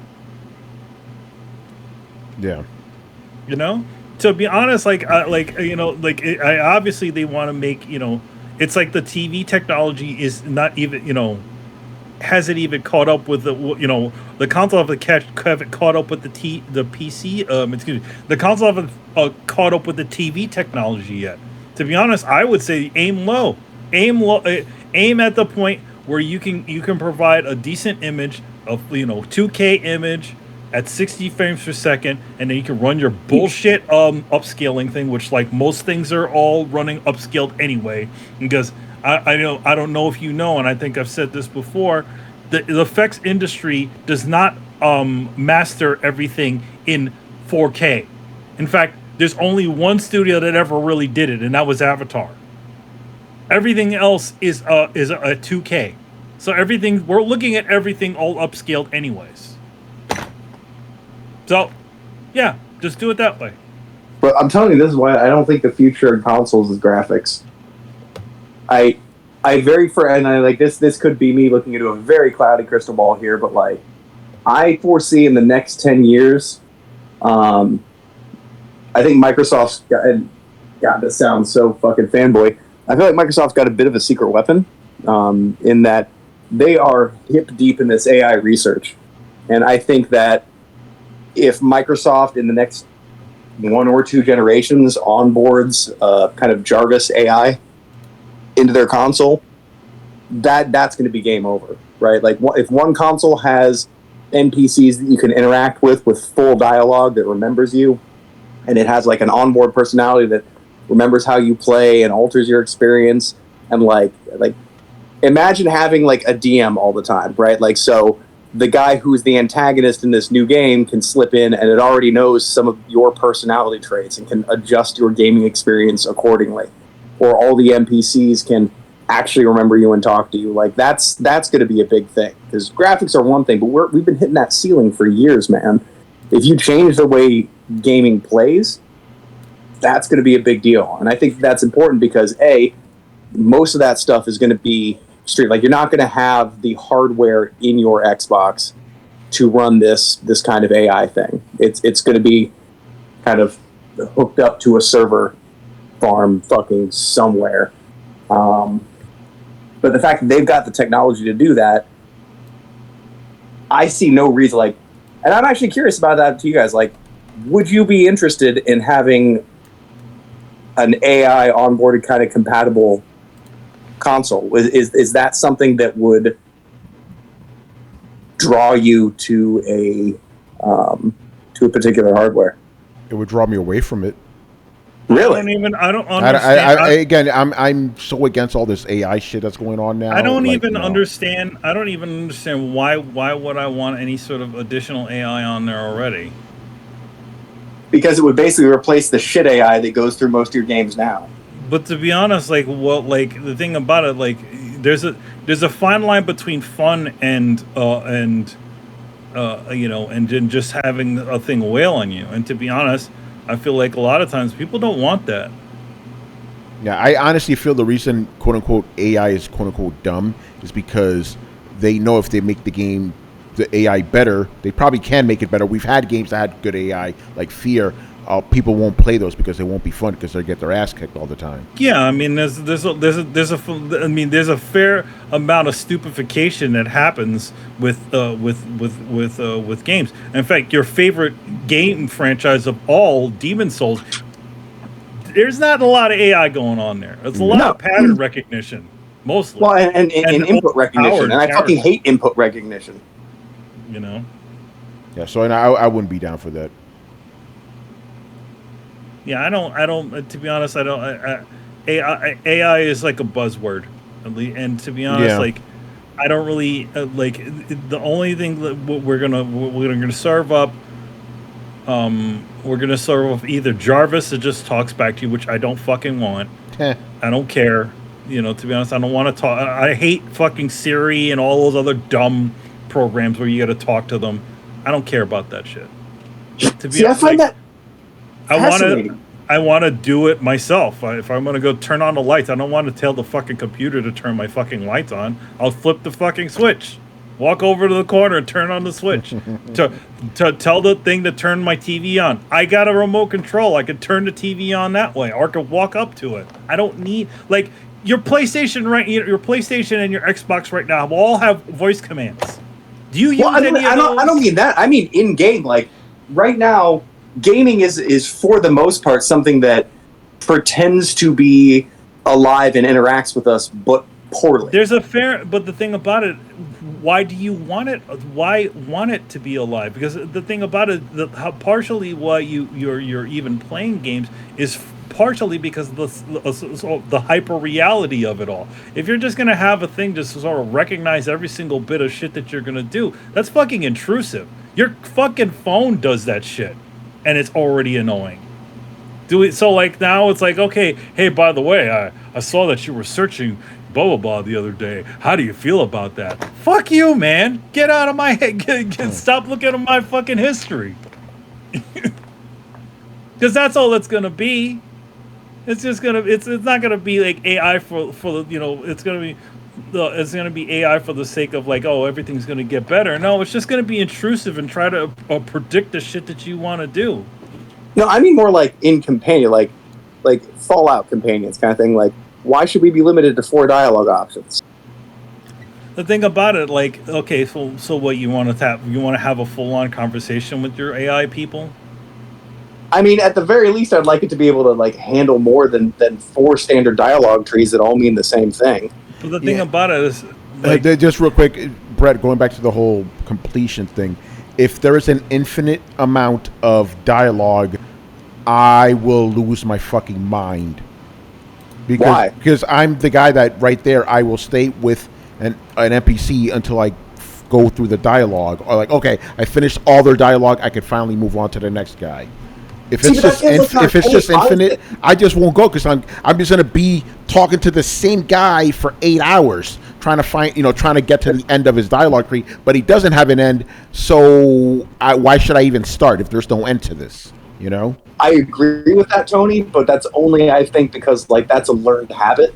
I think going through and talking to somebody until they start looping their conversation, if it's not a learned behavior, if you take it out of that context, it is such a weird thing to be like, yeah, I was asking this guy about the monsters in his field, and I just kind of kept talking to him until he repeated the same thing over and over and over again, and then I walked away. Like, dude, that's fucking weird. Yeah, but it's weird. It's weird in real. It's weird in real life, but it's a video game. Like, I go, okay, this guy doesn't have anything more to say. Let's move on to the next guy. I've got all the information I can. Supposed to imitate life. Like, I don't agree with that. Some games do, but most games don't. I play a game to escape reality. If I want reality, I'll go outside. You know. Yeah, I don't like. Yeah, there's a big, massively multiplayer RPG that you can currently play. It's called Life. Yeah, that's the other reason I don't play MMOs. Like, I don't want to live in a virtual world. I live in a world already. I'm good. I want a world I can escape in that has parameters. You know, it's like I don't know, just enough reality to keep you going along the way. Of fascinating stuff on that end, but at that point, I really don't need more than that. Like I don't Well, really. I mean, I don't. I have no desire to live in a persistent world, a Yeah. persistent artificial world. Yeah, neither do well, I. I'm not even saying that. Like, and maybe this is my experience, like as a DM, but like I swear to God, every time I dungeon master a game, I have to unteach motherfuckers decades of video game habit. I mean, Tony and I went through this Yeah. when we played D&D. Like the idea of trying to tell somebody, like, no, man, you can do what you want. It's like, okay, well, what am I supposed to do? Like, there's not a what you should supposed to do. Like, this is a different kind of experience, and I feel like we've kind of fallen into this like shorthand of gaming. And I understand it happens. A trope becomes a thing, and then we all just kind of accept it and move on, and that's the way it's represented in this media. But every once in a while, I think you need to stop and look back and be like, does it need to be that way? Like, why can't I talk to it? Like, maybe this guy in the field knows kind of where the monsters are. They're in the east. They're in a cave. That's all he knows. And like, maybe you just talk to him until he's like, they're in a cave to the east. That's all I know. He doesn't have to say the same words over and over again. Technically, that's immersion breaking. And when you're talking, like, not everybody's been in this industry as long as us, right? Like, to a 10-year-old who's just playing their games, like, don't you think they're wondering, like, why does the conversation just eventually loop? That seems like a weird thing. No, I get it, but I'm not talking about 10 girls. I'm talking about me. I wouldn't want that, you know? I'm not. If you're gonna, I'm go not. ahead. Yeah. Yeah, I would concur with Tony, and he's probably going to say the same thing. I'm just not interested in that sort of idea. Nope. Like, I really don't think that. Like, again, we're just throwing it just seems like we're just throwing another buzzword onto a thing, and something that at the same time will probably never really get used. Or maybe one game will use it. Sony will do their toe dip. And like, hey, we got AI, and then they're just, I don't know, man. Like, at that point, it's like we're just handing over things to handing over creativity, like just anything else over to something else. I don't know. But anyway. I agree with who you guys are. The way that I look at it is, why would I want a fundamentally inferior system when I'm talking about, like, and not even talking about like the AI that controls gunplay and everything like that. Although, to be really honest, I'd like to start relying less on button inputs and more on how humans think, which is saying, okay, that person is probably going to go around this corner, so I'm going to head him off at that corner. Sometimes they're wrong. Sometimes they come to incorrect conclusions. But as opposed to, like, the one time I will bitch about Souls games, the fucking bosses, as soon as you hit that heal button, they fucking know. They know because they register your inputs, and that shit just kind of drives me a little bit crazy. And it's the reason that playing against human opponents is so different than playing against anything the game throws at you. And yeah, the game can make them harder, but only in this like omnipotent god mode kind of thing where like they automatically know what you're doing at every given moment. It's not a realistic kind of difficulty. But I think the big thing I'm leaning on more is like, so if I'm talking to a companion in Mass Effect, right? Like, why would I want to have a clear dialogue tree that doesn't actually let me say any of the things I want to say or ask any of the questions that I want to ask over a 4-button prompt that's clearly just a shoo off to another mission? Like, if part of the game is having companions that you kind of connect with over time, why would I want an inferior system? Yeah, no, just because that's what I'm used to? Yeah, no, I get what you're saying, but again, and I'm just speaking for myself, if there is no end to that, that would be very frustrating. I think they could make an end to it. Well, but what's wrong with saying, like, with them being like, and that's really all I know? And then you ask them again, they go, no, seriously, I don't know anything else. Like, they don't have to repeat the verbatim same line to tell you the conversation's over. That's not how it is with real, like, if I'm talking to you right now, I'd be like, bro, that's really all that I know. Like, you know that. Yeah, no, that's fine. Yeah, no, because even in game like Mass Effect, it's like, hey, I'm busy right now. It's like, okay, good. Now I know the dialogue's over. I'll come back later when you've restocked on new dialogue. You know, I like that. I don't like the idea of like, just keep it going. Okay, that's just more Assassin's Creed Valhalla. I think they cater to people like you, Tony, in the sense of like, how do I know when the conversation's over? Well, they'll tell you. They'll be like, is there anything else you want to talk about? Like, no, I wanted to talk about that mission more. I've told you everything I know. Yeah. Okay. As long as there's an end, then I'm fine. Just give me an ending. Like, I don't, if every dialogue is delivered differently, fine, as long as it has the same information. But I need an end to it so I can go about to the next mission or whatever, you know? Well, yeah. And I also think I don't think it would just it get insanely difficult. I just think that look, there are games that have highlighted and people that highlight and really like things like the Nemesis system, right? Something like, what does the Nemesis system do? It remembers you. It reacts to you. People love that shit, right? People do love GPT. People like the core fundamentals of this, even when they've been in video games before. I like it when a system remembers me, or when I can augment my world state by the decisions that I make. Right? It's not like people aren't interested in that kind of thing. It'd just be the way to actually get there, because up until now, it's been a lot of empty promises. But the thing is, it's like that is your selling point for to sell you on the future of gaming. I would say that for me would not be for me. I don't want to be reminded how about I'm okay with the hyper reality of the way games work, because it still gives enough reality to where the world feels just enough like reality, but just enough gamified to where it's like, okay, when you punch somebody, weapons and equipment just fall out of their fucking body. You don't pick up anything. You don't pick up anything with your hand. You just wave your hand over things, and it just appears in your inside of your inventory. You know what I mean? I'm okay with that. Yeah, that's something the new Final Fantasy does. I don't have to press X to pick up an item. It just comes to you. I'm like, great, fantastic. So now you don't even need to press anything to pick up. You just walk over it now. Bro, remember that shit? Like you gotta put the camera just right and shit, and then hit X. Like, yo, oh man, my God. Horizon Forbidden West is the worst. It is bad when at it comes that. to this. Yes, it is. And I love me that motherfucking game, but that is bad when you got to do that shit. And you also got to angle it right too. Like Mass Effect does that shit too. Where it's like if you're at the wrong angle, it won't let you press X, but you got to put the camera just right and shit. I'm like, why are we doing this, man? Bro, did you know Final Fantasy has AI in it? Every game has AI in it. No. I know, but I just read this thing today. They were talking about how, because it's an action game, the first truly action game, as opposed to not being a hybrid of some sort, they actually put what they referred to as AI systems in. I'm not really sure. I guess there are certain items that sounds like a buzzword to me. Yeah, which can help you auto dodge and. Oh no! By the way, I could speak on that. Those are items you could enable or disable.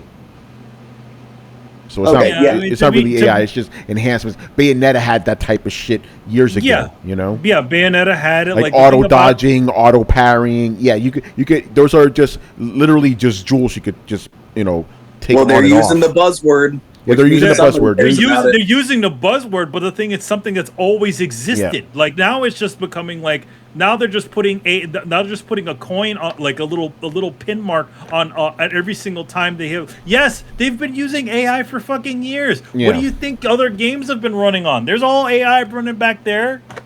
Yeah, no, it's all buzzword. That supports my argument, though. Yeah, but it's not the AI you're thinking of, though. No, it's not. Where it actually adapts and shit. It's not. What is it? It's not a thought-based AI. Yeah, it's not like the things we get now, where it's like, no, you are wrong. You don't have a wife. I love you. It's not that type of AI. That creepy shit that we're getting now. Yeah, it's not like things where they. Could you imagine that you're playing a game, the fucking NPC starts falling in love with you and shit, and then it starts telling you your family's, hates you and shit. You should leave them, go to it. It's like, okay, what are we doing here? Yeah, I feel like I think in general there's just there's quite a bit of things that are like it's always been used AI. Hey, by the way, that procedural generation, that's AI too. It's all existed already. It's just the thing is. Now it's at the, what do they call it? It's at the public level. Yeah. I can't stand with these buzzwords start replacing old shit. Like, for example, I have a toaster oven, right? There's an air fry mode. You know what we used to call that? Convection mode. Convection mode. It's like, come on, man. What the fuck are we doing? Yeah, convection mode. Oh, well, those air fryer things. It's not an air fryer. It's just a regular ass oven, right? It's just a regular ass oven, but it says there's an air fry mode. I'm like, no, it's not. That's convection mode. Don't lie to me. Mode. Microwaves used to have that shit. Yeah, exactly. Well, yeah, but I mean, yeah. that's a pain in the ass on both sides because, like, yeah, you hate it on that sense. I hate it from the other end when I'm like, hey, I think that they're going to really utilize this new technology to kind of build up the AI systems that are already there. People are like, oh, they're just going to jam buzzwords into my video game. I'm like, bro, they've been there. Like, we already have a very like rudimentary AI already built into like companion things. You should be happy. Your computer in Starfield says your name. Just There you go. I mean, they already did that in Fallout. They actually say your name. Yeah, Codsworth said your name. This is say it right to like Brett. No. It didn't have my name in it. Like, it was a pre-selected system of names. Like, so now they actually read your name. Now it actually reads your name. So, but I mean, that's kind of a great example of what I'm talking about. Like, is it going to reinvent the wheel? No. Will it make the wheel a little rounder? Hopefully, yeah. Because the fact that it didn't have Brett in its pre-selected list of names was kind of fucking weird. But sure. Like, now if it can actually read that, I'd be like, cool. So I wonder if it had Bort. If it can call me Commander Murdoch, I can't wait to play this shit. Hello, Ton I. You know, some shit like that. Oh man. No, I got to go by my last name in that because, you know, if you're just a reckless maverick with a thirst for murder, I feel like Murdoch's a pretty good name for it. I think I'm gonna have to go with Tony because it's not gonna pronounce Polanco, right? Polanco, you know. I bet you. I wonder if you can get to say Rami Death. Because that's what the name I would go as, actually. Well, we're gonna find out, aren't we? You know, because that's, you know, Carlos, remember you gave me props for that. I go with that name for everything, you know. So no different for this one either. But if they give you a name, then I'm gonna go with that. You know. How do you make a wheel more rounder? With power. That's how, man. Yeah, you know. You smooth this shit. You smooth this shit. You know. Yeah, they're gonna use what is it? Whatever the hell Unreal is using. That's how you make them more rounder. Yeah. I mean, that's to me that's a fascinating thing. Where in other words, you're using software to essentially condense, be able to not have to use. So like, you know, way currently games are made, you know, high resolution models are not actually put into the games. They're used to generate normal maps and all kinds of and bump maps and all kinds of other things to essentially give the illusion of a high resolution model. So now, you know, with that new Unreal tech, you won't need to make another model. It automatically, you know, generates the other versions of it. That to me is a game changer right there. Where in other words, a modeler doesn't need to, you know, retopologize a character, you know, make an alternate lower resolution version. They just have the high res. Yeah. Yeah.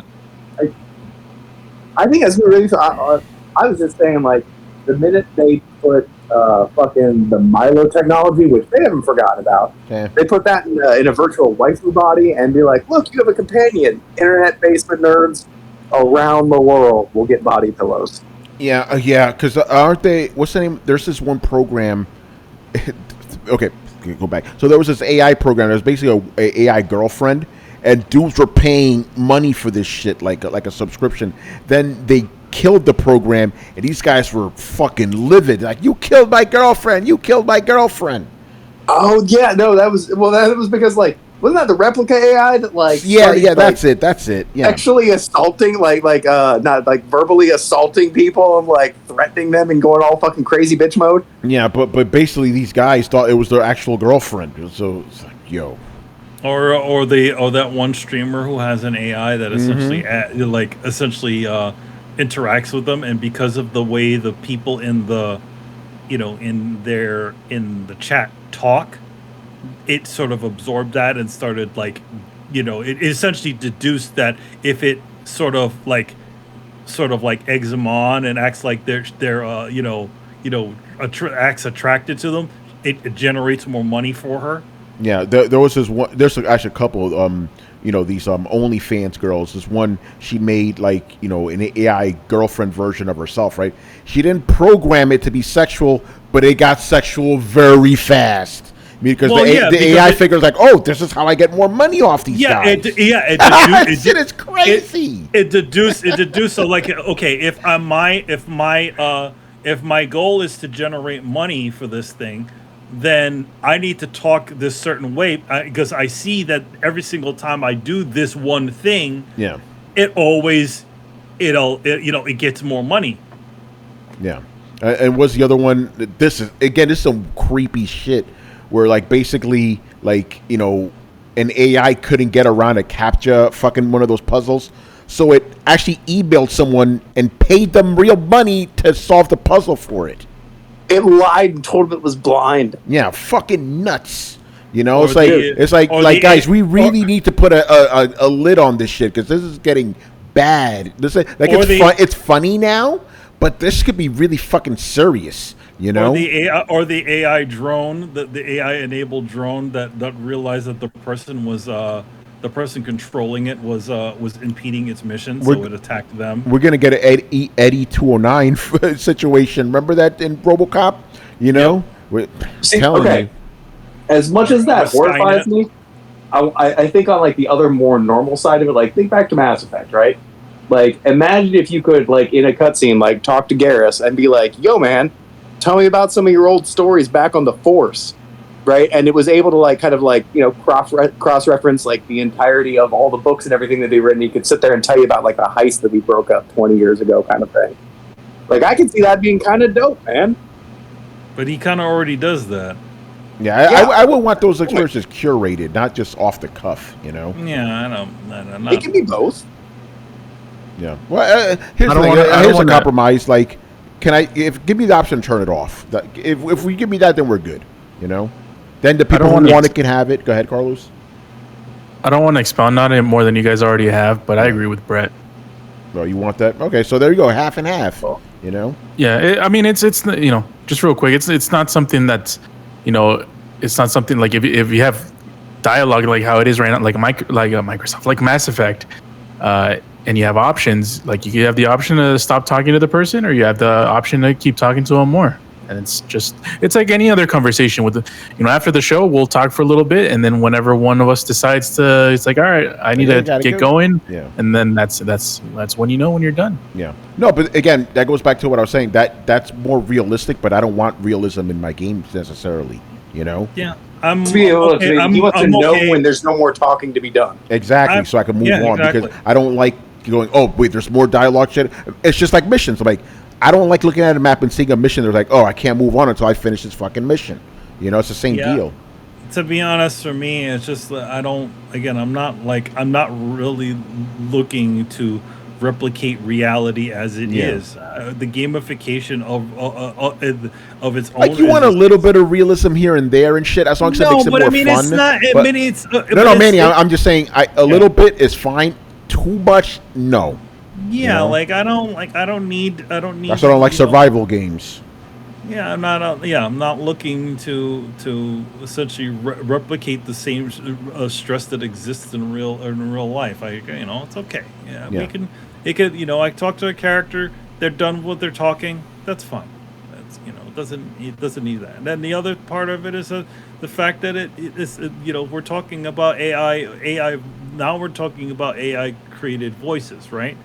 Okay, so now what you're doing is essentially you're essentially jumping into somebody's work. So now you have an AI thing that essentially is able to generate the actor's voice. So, all right, I don't know. I think that's a good place to stop it. Shout out to us here. Throwdown 4 guys, 5 questions. We made this show last for 2 hours. Damn right. And shout out to the fans for asking us the more questions. So. Good stuff. Thanks a lot, guys. Yeah, you guys are awesome, man. All right, Carlos, what's going on with I Am Negan? Oh shit! So this is an interesting one. So we didn't do an I Am Negan last week because half of or 2/3 of the crew were out of town. But we're back. So we did a catch up episode, not only for one episode, for 2 episodes, episodes 5 and 6 of Fear of the Walking Dead, and you can catch that on I Am Negan on the Coalition YouTube. That's the Coalition with a K, or thecoalition.com. And also, we did 2 episodes today. Not only did we do Fear the Walking Dead, we also did Dead City, The Walking Dead, which is the Negan and Maggie spinoff. And we for the most part, the panel enjoyed it. It was really interesting going back to those characters. So yeah, we did 2 episodes. We did episodes 5 and 6 of Fear the Walking Dead and episode 1 of Dead City.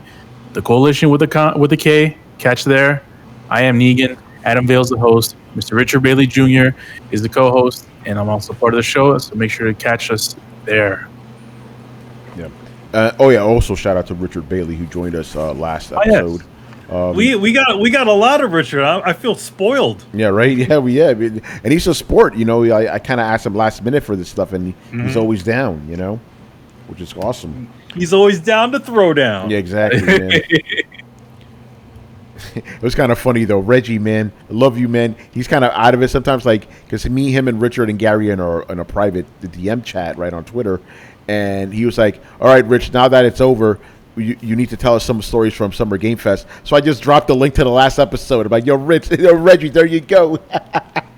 Like you missed it, man. Anyway, well, listen, and shout out to Reggie as well, man. He was fun having him on a couple weeks ago. Good stuff. All right, people. So make sure you follow Throwdown on Twitch and Twitter. Join the Discord where the conversations and the rumors are always popping. We're on every podcast app on the planet. Throwdown Show, 2 words. Throwdown Show. As Manny brushes the hair on his what is that? Modoc. It's Elvis Modoc. Oh shit! Get distracted me over here. Throwdown Show to listen to past episodes, and if you've been watching us on YouTube and enjoyed the videos, make sure you hit like, subscribe, and hit the bell to be notified of when our premieres go live. Links to everything down below. Once again, I was your host, Tony Polanco, and tonight I was joined by Emilio Lopez. See you next time. Carlos Romero. Peace out. And Brett Murdoch.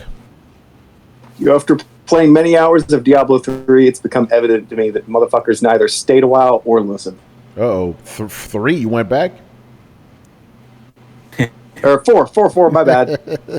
All right, people. We'll see you on Thursday. Later.